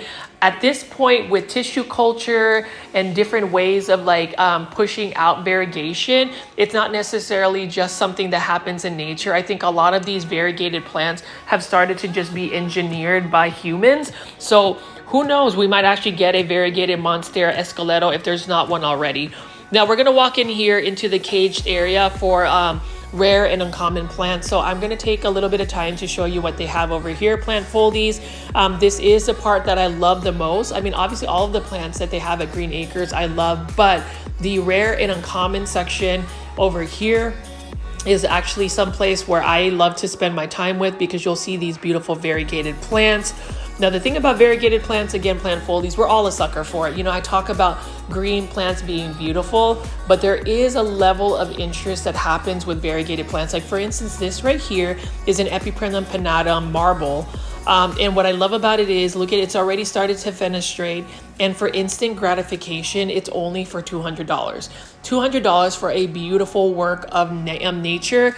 Look at this. This is just such a beautiful plant. And you can see that it's got pretty stable balance in terms of the variegation. So you've got some marbling, you've got some greens. And the thing about this plant is, if it starts to revert to green, you need to just chop it up and just make sure that the green parts are chopped up so you can promote more variegation. Some plants, like that plant, requires that in order for you to really maintain it. And then over here is another variegated alocasia. Look at how large it is. You can see that some of the leaves have crisp up. That's actually another problem with variegated plants, is they do either get crispy or crisp up, and that's the reason why you have to stay on top of their watering, make sure that you have some humidity levels. And you can see here though, if you buy this one is actually for $200 as well, which is not a bad price considering how large large this alocasia is. There are several little babies and little corms that have already popped up. So you can separate that and have several little plants that you can grow out of. If I were to buy this plant, I would definitely separate the babies and then possibly put them in hydroponics. I definitely need to try Leca or Pond. Especially want to try Pond here. The only thing is it's hard to find Pond. I wish Green Acres actually sold it. Whenever I check it, Amazon, it's always sold out. But for those that have actually used Pond to grow as a substrate, please let me know how your experience has been for it. My good friend, Janae Simone, actually gifted me a plant, a reverted philodendron burley marks, and it's actually in Pond, and it's doing very well. Now over here, check these out. I don't know if this is a vanilla plant. Somebody let me know, but that is really cool that it's already on a moss pole. And then over here, and I actually thought this was really cool, and some people will think that this is crazy that I would even consider buying it, but this is the variegated philodendron burley marks. Now the thing about philodendron burley marks is it is a plant that is not stable in variegation, like it easily reverts, but this specimen that they have here is beautiful, and it is for $140. But you can see there's quite a bit of variegated leaves. Look at how beautiful. It's got the yellowish Aurea look. I've had one before. This is actually a pretty easy plant to grow. Like, it's hard to kill it. Like, if you have like issues with it, you can literally chop it back down to the base and it will just start all over. But look at how beautiful that variegation is for this particular philodendron burley marks. For $140, that's another plant that I would consider buying for that price. Now, the only thing about it is one of those plants where I don't know if it's just really the lighting conditions that really influence the variegation, or if it's just a plant that just reverts. Please leave in the comments, plant foldies, what your experience is with this particular philodendron, but this one is absolutely stunning. So if you like variegated plants like this, you definitely need to go to Green Acres in Melissa, Texas. And then over here, $145 for this philodendron Jose Bono. And I actually am thinking about buying this when I get the funds. They have a couple still left, but it's already on a moss pole. Look at how beautiful the variegation is, and it's a good price. Like, I mean, I really think it's a good price. And what I also like about this nursery is whenever you buy at like a big box store or even a local plant nursery, you're not always guaranteed that these plants are healthy. They have a really good way of having pest control and just healthy plants. I was able to talk to the staff about it. So I like the maintenance that they have. So I'm not always worried about, picking up a plant for $140 and having that plant die on me or having some type of pest. Obviously, plant foldies, no matter how clean, sterile a local nursery is, or even a big box store plant, you have to spray it with preventative pest control. For me, it's neem oil. It's my DIY plant foldy mist that I created. I have given you guys the ingredients for that, and you can see there's even frogs over here, some natural predators to get rid of some of these pests. But as you can see here, plant foldies, I mean, look at this. So this is a philodendron I should have bought at another local nursery for like $9.99, a smaller one. This is a philodendron Columbia, and look at how beautiful that is. Now this philodendron I definitely want because it's got some beautiful texture. That one is for $32.50. Not a bad price at all, but I love the deep veining on it, the texture of the leaves, the different shades of green, and it's just a stunning plant. It screams tropical vibes. It screams, exotic plant, and it screams, it screams pretty much cost-effective pricing. $32.50 for a philodendron Columbia. That is beautiful. Now, can you imagine finding one in a variegated form? I'm pretty sure at some point, someday, that will be produced, and that's the reason why plant foldies. I am so excited to go to PlantCon 2024 in Dallas, Texas, August 31st, September 1st. I will be meeting several of you guys in person. So again, please make sure you guys are buying your tickets. And for those that are a little bit out of town, like even people living in Austin, I would highly recommend going to PlantCon just because you'll see rare plants like this. Now this one's for $55. This is a Monstera sedliana. Really like the plant. The only thing I will say about this plant is it definitely needs to climb. You don't want to not give it enough light, because if you don't provide it enough light, it shoots runners. So that's just some of my commentary, because I personally have one. I've had to chop chop it up because it had so many runners, so I'm doing wet stick propagations. But to go back to PlantCon, I would highly recommend anybody that's, you know, in San Antonio, Houston, Austin, or anybody that is willing to make a little bit of a drive. You know, besides going to PlantCon, Dallas is a wonderful place to visit, even for the weekend, and there's just plenty of things to do outside of PlantCon. So I would recommend it. I would love to meet any plant foldies. We did talk about meeting up at PETA's Planters booth around 11 o'clock. General admission comes in at 10, so you'll have an hour to wander around. But if you want to just have that big meetup, it should be around 11 o'clock at that time at PETA's Planters.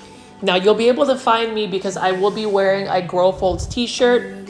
And for those that have shown interest in wanting to purchase a Grow Folds t-shirt, really appreciate it. If you are interested in going to PlantCon, send me a direct message. Let me know what color and size, and I will bring it to you. But anyways, plant foldies, I'm going to go back to the actual nursery, but I just couldn't help myself about talking about PlantCon because that's just something that I'm really excited about. I'll have several hours. I'll be filming all day, so there'll be so many episodes and features. But anyways, Philodendron tortum. Look at how big this Philodendron tortum is, and it's actually a really good price for a established Philodendron tortum. What a cool looking plant. There is a Philodendron tortum crossed with a Philodendron Florida Beauty. That is such a beautiful hybrid, but even just the original Philodendron tortum, like look at how cool that is.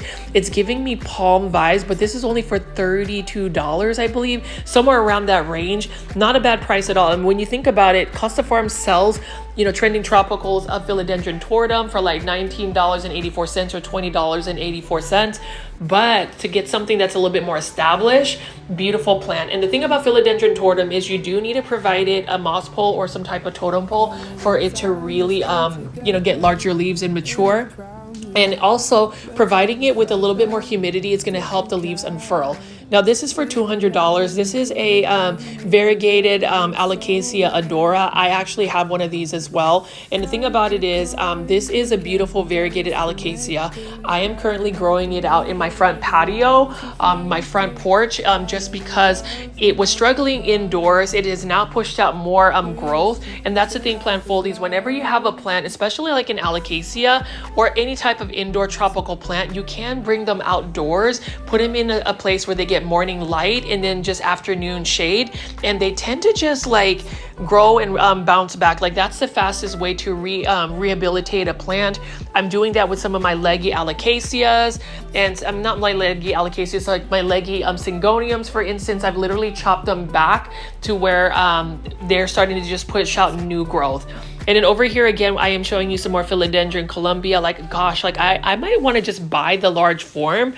I don't know, plant foldies, because with this particular philodendron, or most philodendrons, they tend to be pretty quick at growing. And so I'm not worried about having to grow them from, you know, like a small size. Although there are some plants where I just want instant gratification. You can see right here, like the Monstera Esqueleto, I'm going to just need it in that size. And you can see right over here, we have another Philodendron Plomanii. That's only for $27.50. And Philodendron Plomanii, what's cool about it is it does look like a Philodendron Columbia, but it has a little bit more silvery streaking on it. The plant will get larger leaves. Now, a lot of the Philodendron Plomanii that I'm seeing in the market, though, are most likely tissue cultured. I remember my Philodendron Plomanii was definitely not tissue cultured. You can see right here, this is another Philodendron Ring of Fire, which I would tell you, for a variegated philodendron, this is probably one of the more common ones. Like I literally see that at Walmart. You see that at local nurseries. So that's one of those plants where I ended up finding something that size for $7 on clearance at Walmart that does have some really nice variegation. And then over here, we've got a Philodendron Bellitiae, and I'm excited because I finally got me a Philodendron Bellitiae. This plant can get large. I love the orange stems. I got mine from Indonesia, from Green Spaces ID.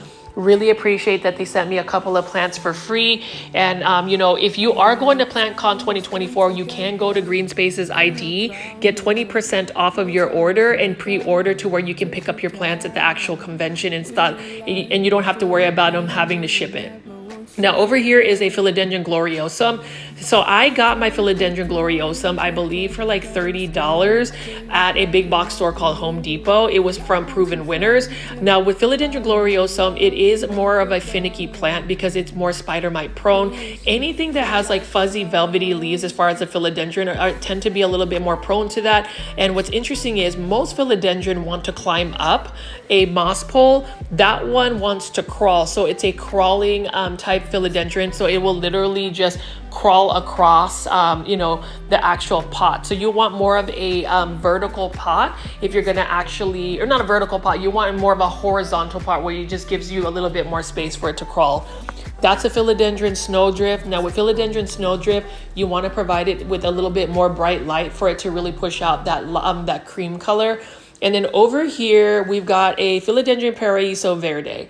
I recently got a philodendron paraiso verde, and this particular philodendron, the variegation is actually influenced by the humidity levels and the heat and light. If you give it more warmer temperatures, it will push out more variegation. If you don't give it that warmer temperature, it will not be as variegated. And that's the problem with philodendron paraiso verde. So right now I actually got mine from Fitzgeralds Tropicals. It has some really good variegation. It is actually out near an east facing window. I may need to go up the temperature area for it.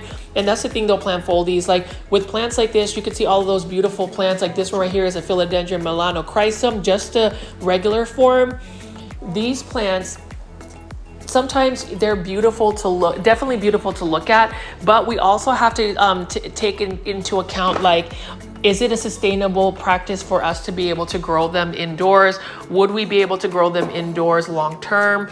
You know, that's the questions I would ask anybody, just because some plants really do require a little bit more humidity, so you have to have like humidifiers. So unless you have like a greenhouse or something of that nature, I always tell people, do what's best for you. If you really want to invest in all of that, then that's perfect. But also know that it's okay that you won't be able to grow certain plants. It's okay to admire them via somebody else's plant collection, or even on like YouTube where you can see them.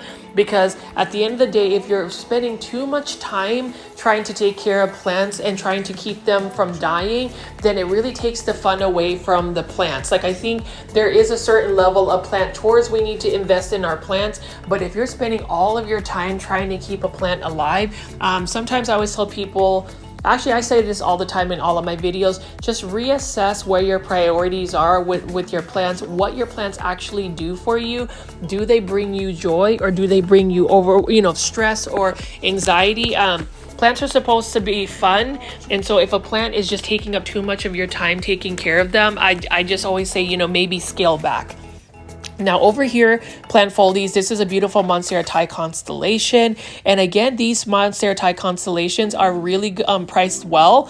So I always tell people, it's nice to go at local plant nurseries, especially Green Acres, because they have some awesome plant pricing. Like, I'm going to show you some hanging baskets of philodendron bilitea, and you can even see these are large philodendron bilitea right over here. But check this out right here. Look at this hanging basket of philodendron bilitea. I believe, and we're going to see, let's take a look.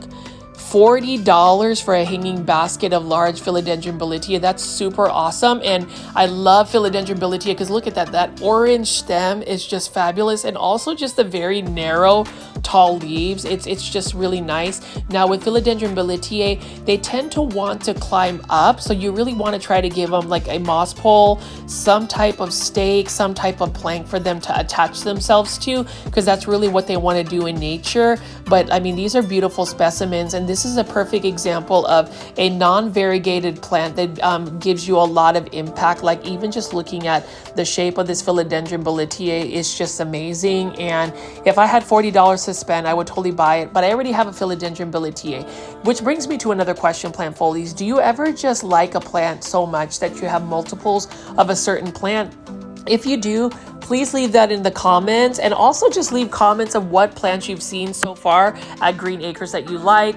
I would also encourage you guys to maybe leave comments for the Green Acres staff to see. You know, feedback, I always say, is a gift, and that's one way to just continue to elevate, you know, nurseries or even my YouTube channel. I know I've been given some feedback. I'm trying to make a couple of adjustments in some of my content.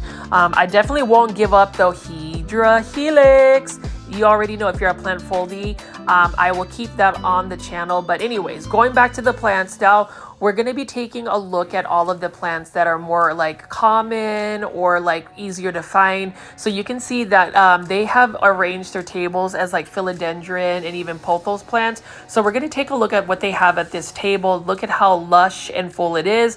But what I'm more excited about, plant foldies, is I like to share the plant pricing that they have available, because you will actually be super surprised about the amount of plants you can buy and start your collection. Like, I think one day I'm going to come back here and buy several different types of philodendron. So I've actually purchased this philodendron squamiferum, this specific type, where it's already on a stake, and that's only for $50. But look at how large that philodendron squamiferum is. I really love the fuzzy petioles, and it is an easy to care for plant. So that is one plant I did get from Green Acres a little while back, and it hasn't been giving me any issues. It lives in my living room, and it gets a lot of like east facing light. It's also under a grow light by Sansi, and I am thankful that Sansi Grow Lights was able to sponsor me and give me some free grow lights to test. They have been doing very well for my plants.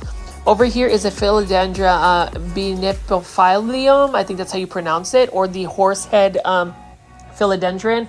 I like this, and I love the price, $9.75. That is not a bad price at all. They also have a golden violin, philodendron golden violin, which is basically the yellow form of this particular philodendron. Now, this one does need to grow up a totem pole, a moss pole, for it to have its leaves mature. It becomes more of a horse head as it actually matures, but $9.75, super good price for it. And, you know, a lot of their 3.5, 5-inch planters are within that range for philodendron. So if you enjoy philodendron and you want more of the easier to care for common philodendron varieties, you can find them. And it's interesting because they actually have a philodendron silver sword, for instance, the smaller variety, for only $9.75.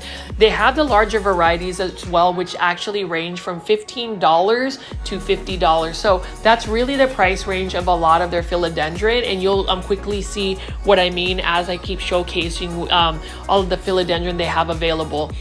They also get a lot of restock. So if you are always wondering whether they consistently restock, I will say yes, but the one person you could ask would be Parker. So if he's still there, you can ask him and see if they're going to get any more restocks. But you can see right here is a beautiful philodendron silver sword. I already have one, but for it to really size up on its leaves, you definitely want to give it a pole or something to climb on. This is just a regular philodendron hederaceum green form, and you can see that that is a philodendron moonlight, the smaller variety. So it's not as big as the $50 one, but I think that is probably like $15. So again, if you just want the 6-inch starter planters, that is not a bad price at all. And you already know, plant foldies, I love my my neon color plants. I love these plants so much. Just remember, anything that is more of a neon color, you want to make sure that you're providing it with bright indirect light, lots of it, for it to really maintain that color. But plant foldies, I mean, look at how full and lush this table is. You can see they've got a bunch of Epipremnum aureum Mandula pothos. Now, these are for $20 in 4.5, 5-inch planters. Mandula pothos, you know, some people will say it's a rare pothos. Some people will say it's an uncommon pothos.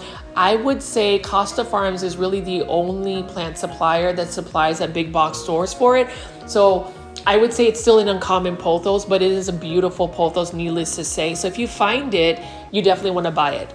Here is a Monstera siltepecana totem right here. And again, you want this to grow. And you can notice that these leaves are actually fairly large. That is not a bad price at all. And you can see that the leaves have already attached to the pole. You can see those aerial roots have already steadily attached, and it will continue to size up. You would just have to extend the pole, but that is a beautiful Monstera because if you really look at the leaves, they've got so many different intricacies in it. And then over here is an Epipremnum aureum marble queen pothos totem right here. Again, you know, growing Epipremnum aureum or marble queen or just pothos in general, you want to go have it grow up a pole because that is really the natural way it grows in nature. Over here, we've got a bunch of Epipremnum aureum marble queens. These are for $27.50. Part of me wants to call them snow queen pothos. Sometimes they're really challenging to figure out whether it's a snow queen pothos or not. The most distinct way to figure out whether it's a snow queen or marble queen is a marble queen pothos has more cream variegation. A snow queen has really more stark white variegation. But as you can see, plant foldies, I'm going to walk away here and just kind of show you what other plants they have. They've got some hanging baskets of Epipremnum panatum, Cebu blue. They've got a pothos, a golden pothos right over here, and even more Manjula pothos. Like, look at how beautiful that variegation is. And with Manjula pothos, the only drawback about this particular pothos is it is extremely slow growing. But I love the leaf shape of this pothos. It's got more of a rounder shape as compared to any of the other pothos. I've even liked the reverted Manjula pothos where it's got large round green leaves, and then you can see right here, and I think this is a better value. For $32.50 you can get a 6-inch planter of Manjula pothos. And here's the thing, this is a super full planter of Manjula pothos. Part of me would actually go back and purchase that. You can never have enough Manjula pothos. I have yet to find a Costa Farms hanging basket of Manjula pothos, because if I find one I would definitely purchase it, but it is such a rarity. And I'm just glad that if you don't have a Manjula pothos, definitely purchase it at Green Acres. You can make that trip up here, and then you can see they've got several baskets of Epipremnum panatum Cebu blue. I would say Cebu blue pothos though, if you don't give it a lot of light, it will get leggy. It will just shoot runners. So that's the thing I learned. And it's also not as drought tolerant. Actually, any of the Epipremnum panatum, not the Epipremnum aureum, tend to be a little bit more sensitive to not being watered. So you just want to make sure you stay on top of the watering. Ask me why. It's because I've learned from experience. I've let some of my Cebu blue pothos go without water, and it just was not a good thing for them. Now over here on this table, the back part of the table, we've got a large philodendron, either Rojo Congo or Red Imperial, and then we have an Epipremnum aureum Enjoy. Actually, they say it's Enjoy, but this is actually Pearls and Jade. They're very similar looking, but remember the Enjoy pothos doesn't have speckling. Now, I actually want to buy this, but I didn't buy it when I went to Green Acres, but this is one of my favorite philodendron. This is a philodendron lemon lime, and it is only for $15.50. You get a full basket full of this. Now, this philodendron, you definitely have to put it on a pole, a moss pole, a stake, because it wants to climb up. I wouldn't try to grow it as a hanging basket, but that is another plant that, number one, is a fast growing plant. Number two, it's easy to propagate. And number three, that plant price is amazing. Now, if you want a large philodendron Prince of Orange, and for those that love Prince of Orange, here it goes. $50. That is a really good price for a philodendron Prince of Orange. I mean, look at how large that is. Look at how beautiful that is. And you don't have to grow it out. It's already instant gratification. And then over here, I think that these are either philodendron Red Imperials or maybe Black Cardinal. I'm not 100% sure, but this is also for only $15.50. So again, plant foldies, if you are into philodendron and you don't want to spend a lot of money, you can still start your plant collection. Like, this is another smaller version of a philodendron Prince of Orange, $15.50. So there are 3 different types of philodendron, or 4 in 6-inch planters for only $15.50. That is such a good price, because normally you'd spend like $25 to $30 for a 6-inch planter, but now you can find them here, and there's just many varieties. So plant foldies, let me know what you think so far of some of the more common plants. As you can see, they have this plant bar here with a bunch of their rare and uncommon plants. Super exciting, and I'm just going to keep walking through here and showing you some of the other tables.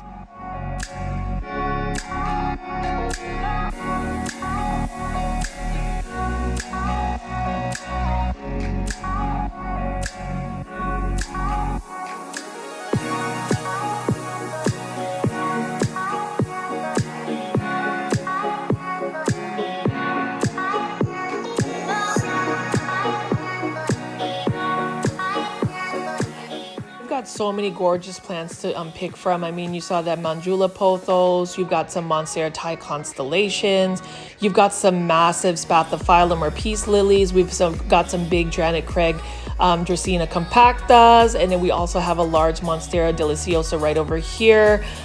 This is definitely a plant paradise. It's got some nice styling, and they just have some nice planters here. Like, I love the fact that you can pick a plant. They have plants that you can, planters that you can plant your plant in. And, you know, Green Acres actually can assist you in repotting up a plant. So if you find a stylish planter and you want them to pot it up, you can actually have them assist you with that. And they already have some plants that are potted up for you to purchase. You can see right here, this is some type of philodendron, I'm not sure, but this one is for $31 in a really nice round terracotta planter. Love that yellow philodendron. You know, I love my yellow plants. That's a beautiful one. And then you can see right here, philodendron gloriosum for $67. Notice how the philodendron gloriosum, it's actually crawling across the planter versus actually wanting to climb up. I do have that. I need to go repot mine. And then you can see right over here, they've got some more plants that are potted up and ready to be sold. They've had some 2-inch starter planters that are in some nice, really nice planters to begin with. And then over here, we've got a philodendron sellum right here. That is a common plant that I found actually when I was vacationing in the Philippines. And then let's see what else they have over here, plant foldies. I know I walked in, but they had some more starter planters. So if you're a fan of philodendron micans, this is only for $4.50. And you know, philodendron micans, it's a pretty fast growing philodendron. Love the velvety texture of the leaves. It's very delicate, and it's one that you can chop up and get several cuttings from. They root very easily in water. And then we also have some more philodendron heteroraceums, just a green variety here, also for $4.50. I gotta love the philodendron micans again. The only thing about philodendron micans is it is another plant that could potentially get leggy if you do not provide it with a lot of bright indirect light. So you just have to be really mindful about that if you're going to grow philodendron micans.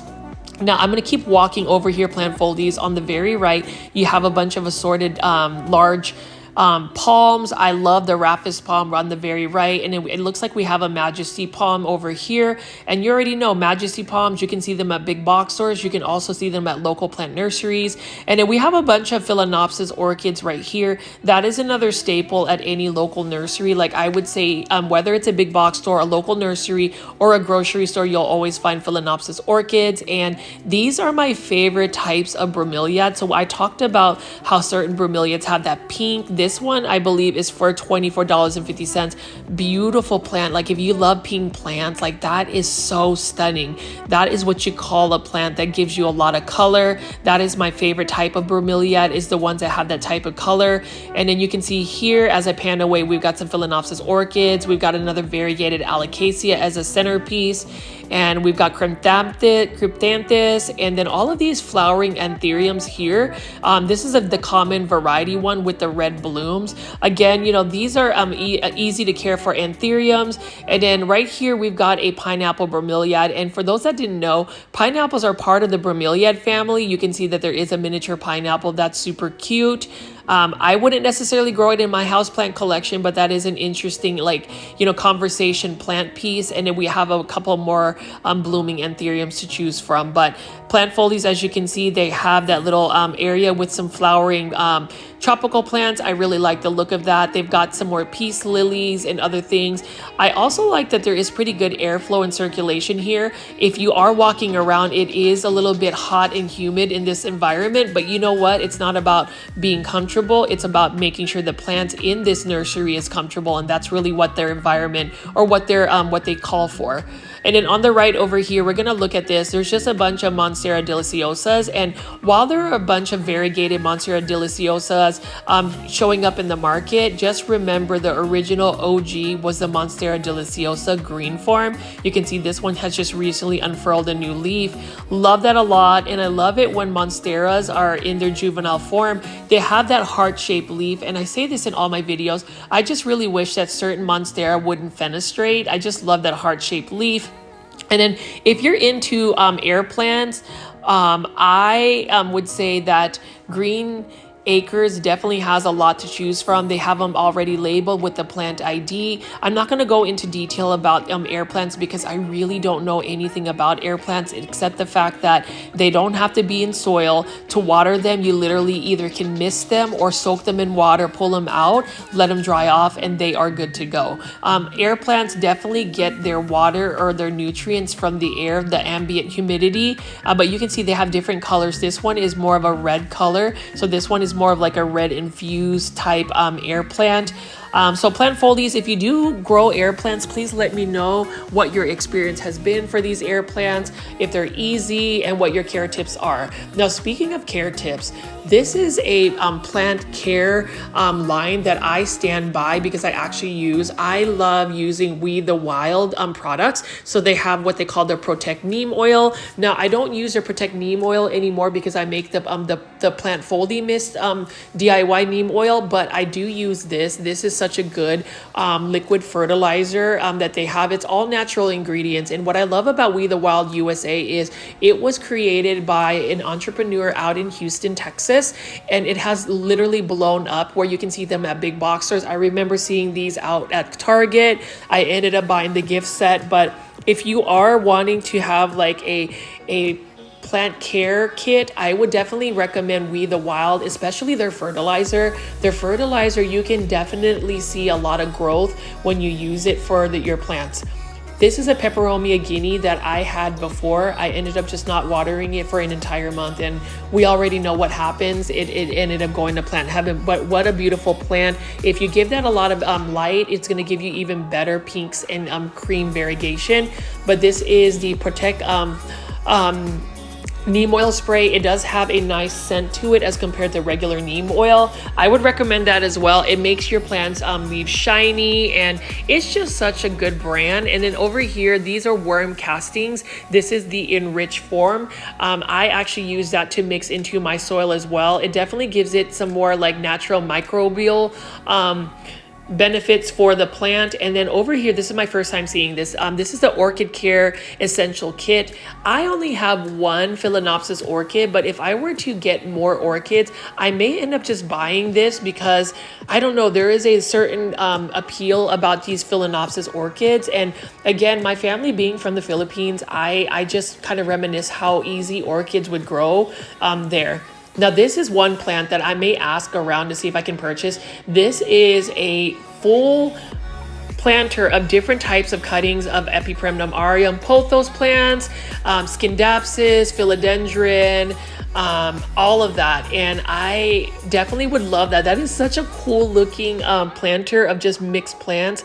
I may ask around to see if I can purchase that because I would totally do it. I would even purchase it for a premium because those are basically rooted propagations put out in a planter. And that's really what I want to do with a lot of my pothos plants is I want to take several cuttings and do like a hanging basket or a planter of mixed planters for a pothos. And then this is exactly the philodendron, not the philodendron, I'm sorry, variegated Phalaenopsis orchid that I have. You can see that there is a little bit of sun stressing. You can see that the edges of the leaves have more of like a red border around it, but that is the exact orchid that I have in my home. It actually sits on my dining room table and it's doing well. It's currently not in bloom, but it has done very well for me. And then over here is a Dracaena Song of India. Now, this is a very finicky plant if you cannot give it a lot of bright light. It definitely needs a lot of light. Now, when I was vacationing in the Philippines, and let's see how much this costs right here. That is for $400.50. I mean, I would say that is a pretty good price considering how large it is. If anybody watches the YouTuber Benji, Benji's Plants, he has one in his living room, and I would like to have something like that, but I just don't have enough light for it to really sustain its foliage. Now over here we have some more planters. Again, this is a Philodendron Columbia that's already planted. You can see right here, this is for $39.50. And then we have another Philodendron Silver Sword that is also potted up. I do love the look of a Philodendron Silver Sword because that silver foliage is nice. And can you see how massive this Alocasia serene is? I've seen the smaller versions, but you can see that they have a couple of babies coming out as well.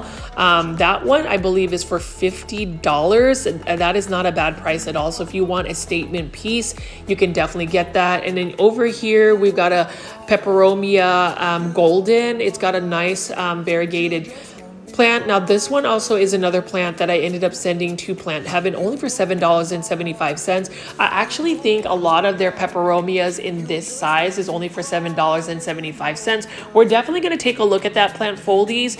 And then right over here is another 6-inch planter of an Epipremnum aureum Manjula pothos, $32.50. That's actually a really good deal considering you can't really find sizes of Manjula pothos, and I mean the variegation is stunning. So if you are in the hunt for a Manjula pothos, definitely make it out to Green Acres.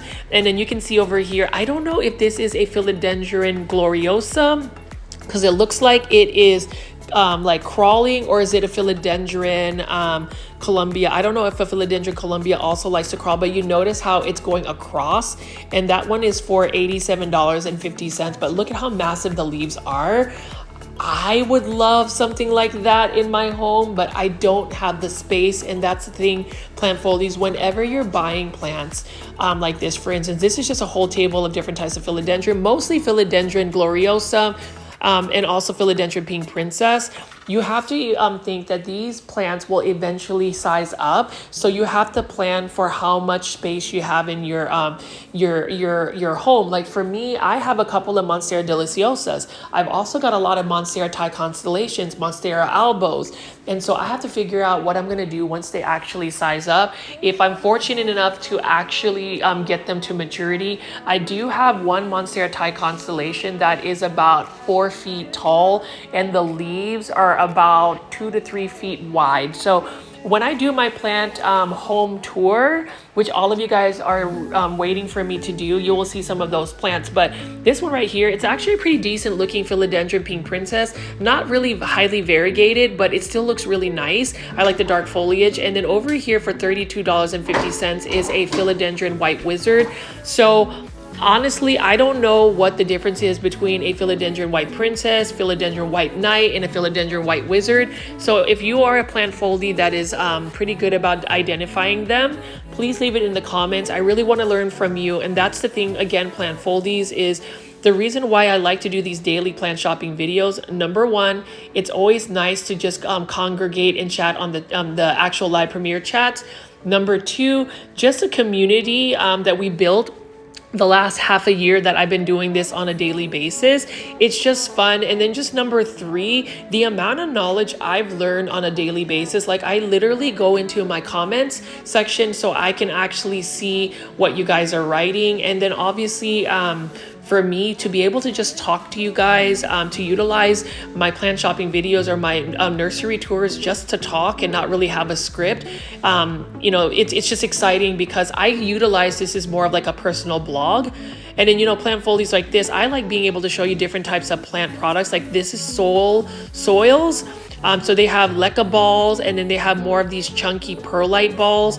And that's the thing, right? A lot of our soils, a lot of what our plants like, or at least what I've read and seen, is they prefer to have more fast draining soils. And what better yet to get fast draining soils when you start mixing leca balls, perlite, pumice, lava rock, what else?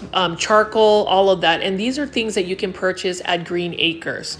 Now over here, we're gonna go to this table. I love the planters, the modern planters they have, and then look at how massive this Dracaena Dorado is. So you know that 6-inch planter that you would see at like Walmart, that is potential size of what the Dracaena would look like when it grows to maturity. And then you can see beautiful contemporary planters that they have, and then they have a full table of mixes of like Hoya. So this one is a Hoya Carnosa Crimson Queen. This one is a Hoya Macrophylla. This is for $17.50. So for all of my Hoya heads, or for those that love Hoyas, you can definitely go to Green Acres and check it out. And then you can see that they also have the friendship plant, or another palea. That one's more of the textured form that you would see as an Exotic Angels Costa Farms plant. And then this is also a palea peperomoides. That one's for $9.75. And then we also have this peperomia right here for $9.75. So it looks a little bit different than the peperomia golden. This one has a little bit more splotchiness about it, but needless to say, it's still a beautiful peperomia. I would totally purchase it. I may end up purchasing it. I just have to get my plant room together. And this time I'm not going to neglect my plant room, because literally my plant room is plant heaven right now. So a lot of the plants in there are just, in plant heaven, let's just put it that way. Over here, we've got a variegated Hoya compacta. And the thing about Hoya compacta, that's not a bad price at all, $9.75. Typically, you'll see people selling this for like $18. Actually, it's $13.50, sorry.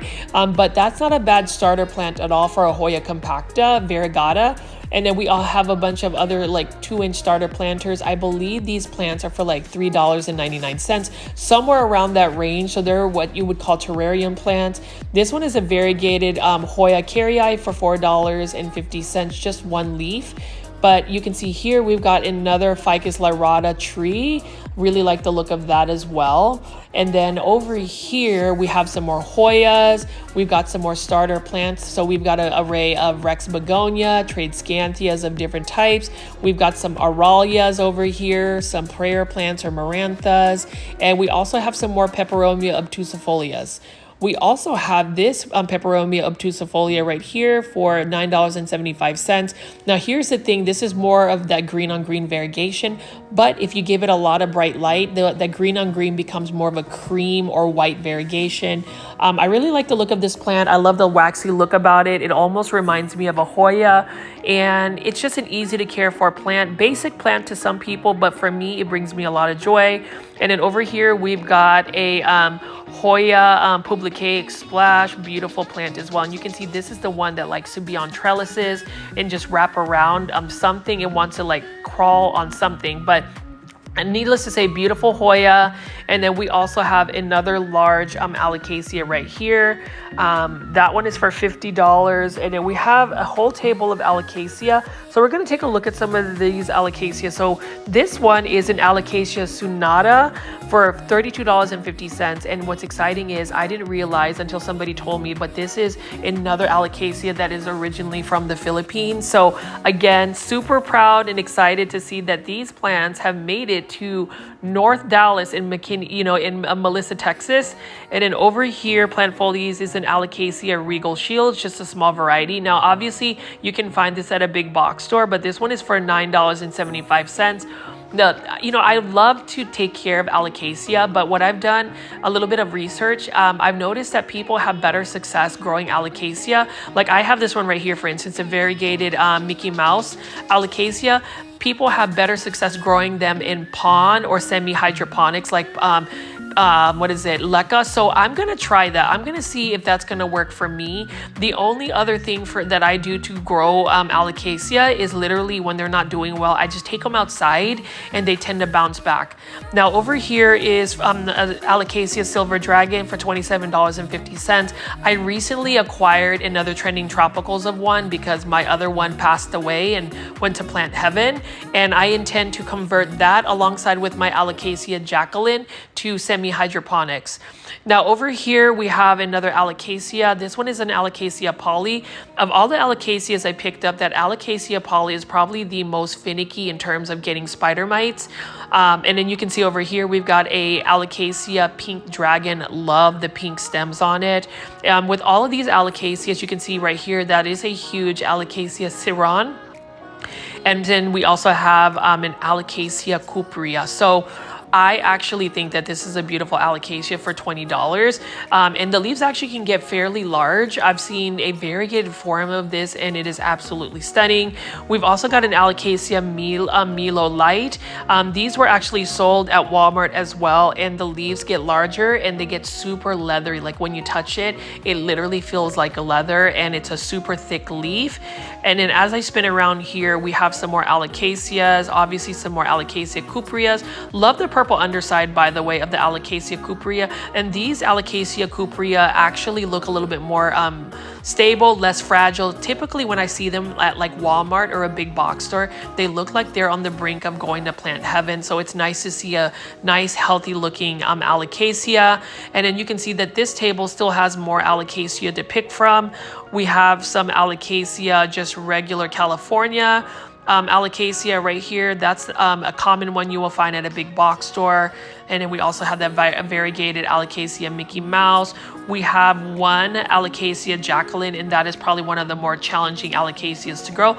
Beautiful nonetheless. And then we have some more Alocasia Sonata right over here. I love the texture of this, and I definitely want to purchase one of these. I have one that looks similar from Indonesia.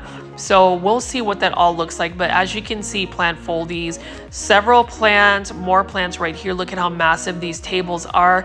And this table actually has a lot of just Dracaena plants, as well as this Dracaena Florida Beauty. Now here's the thing about Dracaena Florida Beauty. I love it, $5.75. It is easy to find, but it is not an easy to care for plant. Most Dracaena are. This one is a little bit less the plant care tips. They need more light, and they definitely need more water. Now this one is for $15.50, and I actually like the look of this particular Dracaena. It's probably one that I will eventually come back to. It's got a really nice silver foliage on it, and when you talk about silver foliage, here is another Monstera celtibicana for $20. I would actually go with the one that's already on a totem pole and moss pole. And then we have a silver medium midrium. These are actually plants you don't quite see often either, but this is a plant that has to be grown on a totem pole for it to really get larger leaves, and it needs a lot of light. Otherwise, it will just shoot runners if it's not on a pole and it doesn't get light. This one is a philodendron goldie eye. That's another not a bad price for $9.75. And then you can see right here, this might be a philodendron goldie eye as well, the mature form. So the thing that I just picked up, that plant, will eventually get to that size. Correct me if I'm wrong, plant foldies, but I believe that is the actual plant. And then we have a 6-inch basket of Scindapsus jade. Scindapsus jade for $27.50. And what's interesting is the Scindapsus jade, or the green version of a Scindapsus, is actually more uncommon than the silver form. I'm going to keep walking over here and just showing you some more easy to care for, low light tolerant. And I repeat, low light tolerant. It doesn't mean that they will do well in low light conditions, but they can survive. We've got some ZZ plants here, and we have a bunch of Sansevieria trifasciatas right over here. You can see they have many different varieties. If you are a beginner to house plants or indoor plants, I would recommend growing one of these.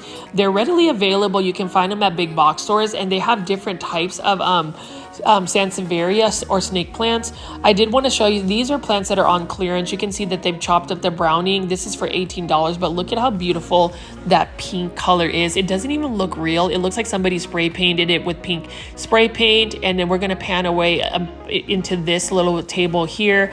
Now this is my favorite Sansevieria. This is a snake plant starfish. It's probably the easiest because I don't know, it just hasn't really given me any troubles. And then we have some more large foliage plants here. So we've got yucca plants, Dracaenas, and we also have some hanging baskets of Boston fern. I don't really find fern interesting, but for those that really like it, they've got a whole table of different ferns, as well as calatheas. And you know how I feel about calatheas. Calatheas, like this one right here, this Calathea rospicta, beautiful color. Like I wanted to pick it up. $13.50, but that is a potential $13.50 you could lose, because these plants, for some reason, do not do well for me long term. They end up getting spider mites. They end up needing more water than I can actually give them. Like, I mean, over here, that is a Calathea lancifolia. We've got larger Calatheas here. Now we have a Stromanthe triostar. That's not a bad plant to grow. And then we also have a Begonia maculata. So for me, begonias are a hit or miss. I tend to do well with the angel wing begonias. So I have one actually growing in my garage that I need to bring indoors. But we'll see, you know, if I'll be able to grow some of these begonias. You can see that they also have spider plants that already have some babies hanging, and that is another plant I intend to get as well. I just think it would make such a good little hanging basket. And then we have a bunch of ficus elasticas or rubber tree plants, small forms, and then we also have a Pachira aquatica. That's a pretty large money tree plant. And then we have a whole table of Dieffenbachias and aglaonemas. They look very similar, but the care tips are a little bit different. Now this is an aglaonema Silver Bay.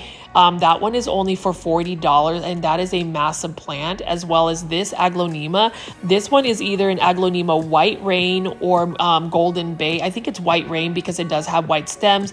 Again, that is only for $40. That is not a bad price at all. And again, plant foldies, I have grown to like aglaonemas again. I kind of fell out of love with aglaonemas because and I'm really the one to be blamed for it. I had a bunch of aglaonemas I imported from Indonesia, and I ended up not watering them, not taking care of them, and they all ended up like really declining in health. And so I gave up on aglaonemas. But you know, seeing these beautiful aglaonemas, I really want to come back and collect them and do better. And when I say do better, I want to do better in just making sure I have a better routine. I have been watering the majority of my plants at least once or twice a week. Some of my plants that require more water, I have kind of just downsized and not put them in my collection. But you can see here another favorite of mine. This is an aglaonema BJ Friedman. I have one that I am trying to rehabilitate just because I have really neglected it. And you know, care tips for aglaonemas like this one right here, I need to add into my collection. I actually bought this specific aglaonema and it is outside right now trying to rehabilitate because it got super leggy. I just didn't water it as much, but look at how beautiful that silver foliage is. It almost looks like foil, and it's only for $40. $40 for a beautiful aglaonema. Like literally I could probably buy $40 specimens and be super happy, because aglaonemas in general, like the one right over there, I don't know what that plant ID is for that aglaonema, but it is another easy to care for plant. I also have more syngoniums right over here. Now this is just a syngonium pink or neon robusta for $7.75. That is another species of plants that I have started to come back to, just because although syngoniums are easy to care for, like this one's super full, I would actually buy this one just because there's so many plants already. The thing about syngoniums is they can be fussy when you do not water them consistently, and that was really what happened. So a lot of my syngoniums ended up getting leggy, ended up losing a lot of leaves, but I have chopped them back down. And then this one is for $22.50. I don't know what particular aglaonema this is. But again, plant foldies, if you are not into aglaonemas, I would highly recommend them because it's such an underrated plant. I would say even syngoniums. I would even call this whole table underrated, even Dieffenbachias.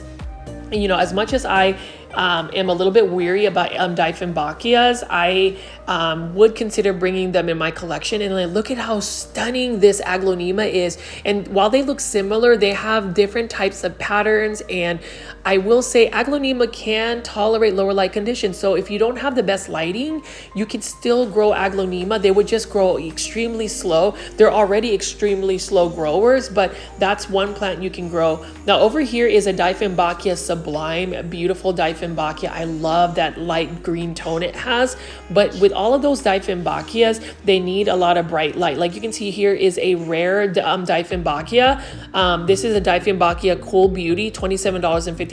I may end up buying this one because the one I bought for $16.99, a Acosta Farms Trending Tropical, I ended up underwatering it to where it really lost a lot of its leaves. I'm trying to rehabilitate it outside, so we'll see. And then this is only for $15. This is a Homolemena, and I said it correctly. Homolemena Shelby, beautiful plant as well. It doesn't look like the typical Homolemena, but needless to say, it's one that has some beautiful texture on the leaves. So plant foldies, as you can see here, they've got a whole table of Dieffenbachia and aglaonema. And it's interesting because Dieffenbachia and aglaonema look similar, except they're on the opposite sides of the spectrum in terms of lighting conditions. Aglaonema can tolerate lower light conditions. Dieffenbachia cannot. Aglaonema can be underwater. Dieffenbachia cannot. And then over here is actually one plant I was thinking of getting, and this is for $55.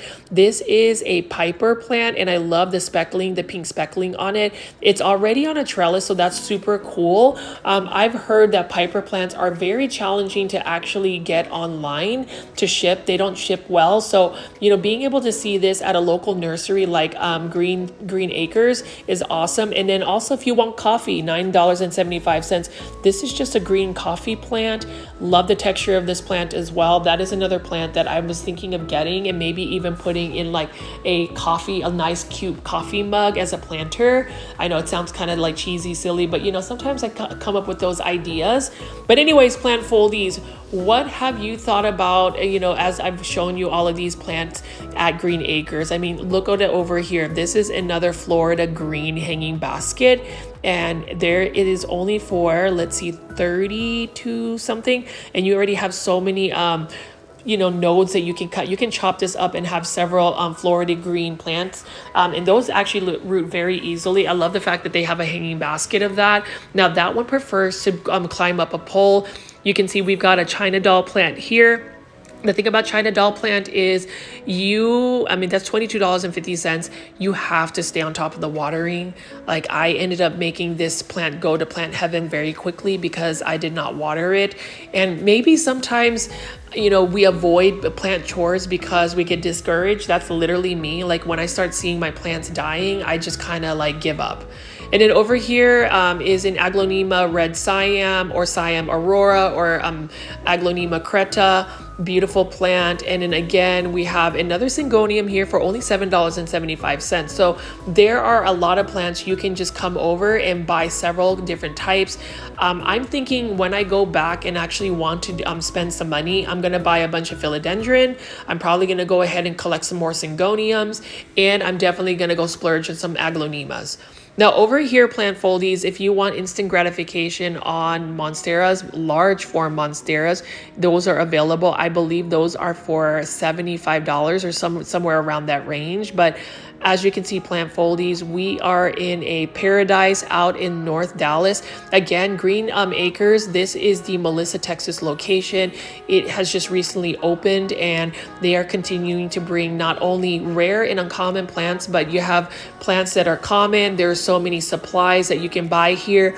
The staff is super friendly. So if you live in Dallas and you've never been here, definitely come out. Let them know you're a plant foldy. Let them know you watch GrowFold's YouTube, and just say hi to Parker and the team there. I will also shout out Paige, who actually is over the Instagram and the social media and advertising. Really appreciate that I've been able to connect with you. I also appreciate the staff for just being so open about me filming and really appreciating my work, because why not? Like, we definitely need to get Green Acres more exposure. I think doing long form content really gives you guys an option to see what plants they have. It's as if you're actually walking around. Like, who wouldn't want to buy a variegated Alocasia Frydek? Like, I definitely would. I just need to save a little bit more money. Plant con's around the corner, but despite having plant con around the corner, I still have this nursery as a place where I can buy this. I'm thinking I'm gonna buy this actually this weekend. I'm off. Would you buy this philodendron Moonlight for only $50? That's such a large philodendron. It's absolutely stunning. I think it would just literally light up a room. And so that's something I will definitely come back to. Hopefully it's still there. If it's not, hopefully it makes it to a good home. And look at how stunning this live wall is right over here. Really love the look of that. I hope you plant foldies have really enjoyed just watching and looking at all of these plants. It's a little different from my typical big box or plant shopping videos, but you already know I like to mix it up. You are definitely going to see more plants from me, more plant content, more personalized plant content. Who knows, I might do a face reveal as well, but plant foldies, as you can see, I'm just doing a little bit more of a walkthrough on some of their rare and uncommon plants. I would definitely go here for the rare and uncommon plants. I feel like they're priced well enough, and then you don't actually have to worry about ordering them online or searching them, especially that philodendron tortum. Really good sizes for that. And then also that Epipremnum pinnata marble for $200, but it is such a large plant already, and it's already on a pole. So plant foldies, I hope that you have enjoyed today's video for Green Acres out in Melissa, Texas. I'm gonna have to visit the Irving location, but this one is a lot closer to me. It's only like a 20-minute drive for where I'm based at. So as always, if you like this video, please, please, please, please, and I say please make sure you are hitting that like button for me. I would really appreciate it. You know, with only, I think, 7 more subscribers needed to make 10,000 or something of that nature, I'm so excited to see if we can get another 10,000 in the next 6 months. But as always, thank you so much for hitting that like button. Leave many comments, a lot of comments. I would love to see comments from everybody, and subscribe to my YouTube channel, Growfolds. This is Richie, and I will definitely have a brand new video for you tomorrow. Bye.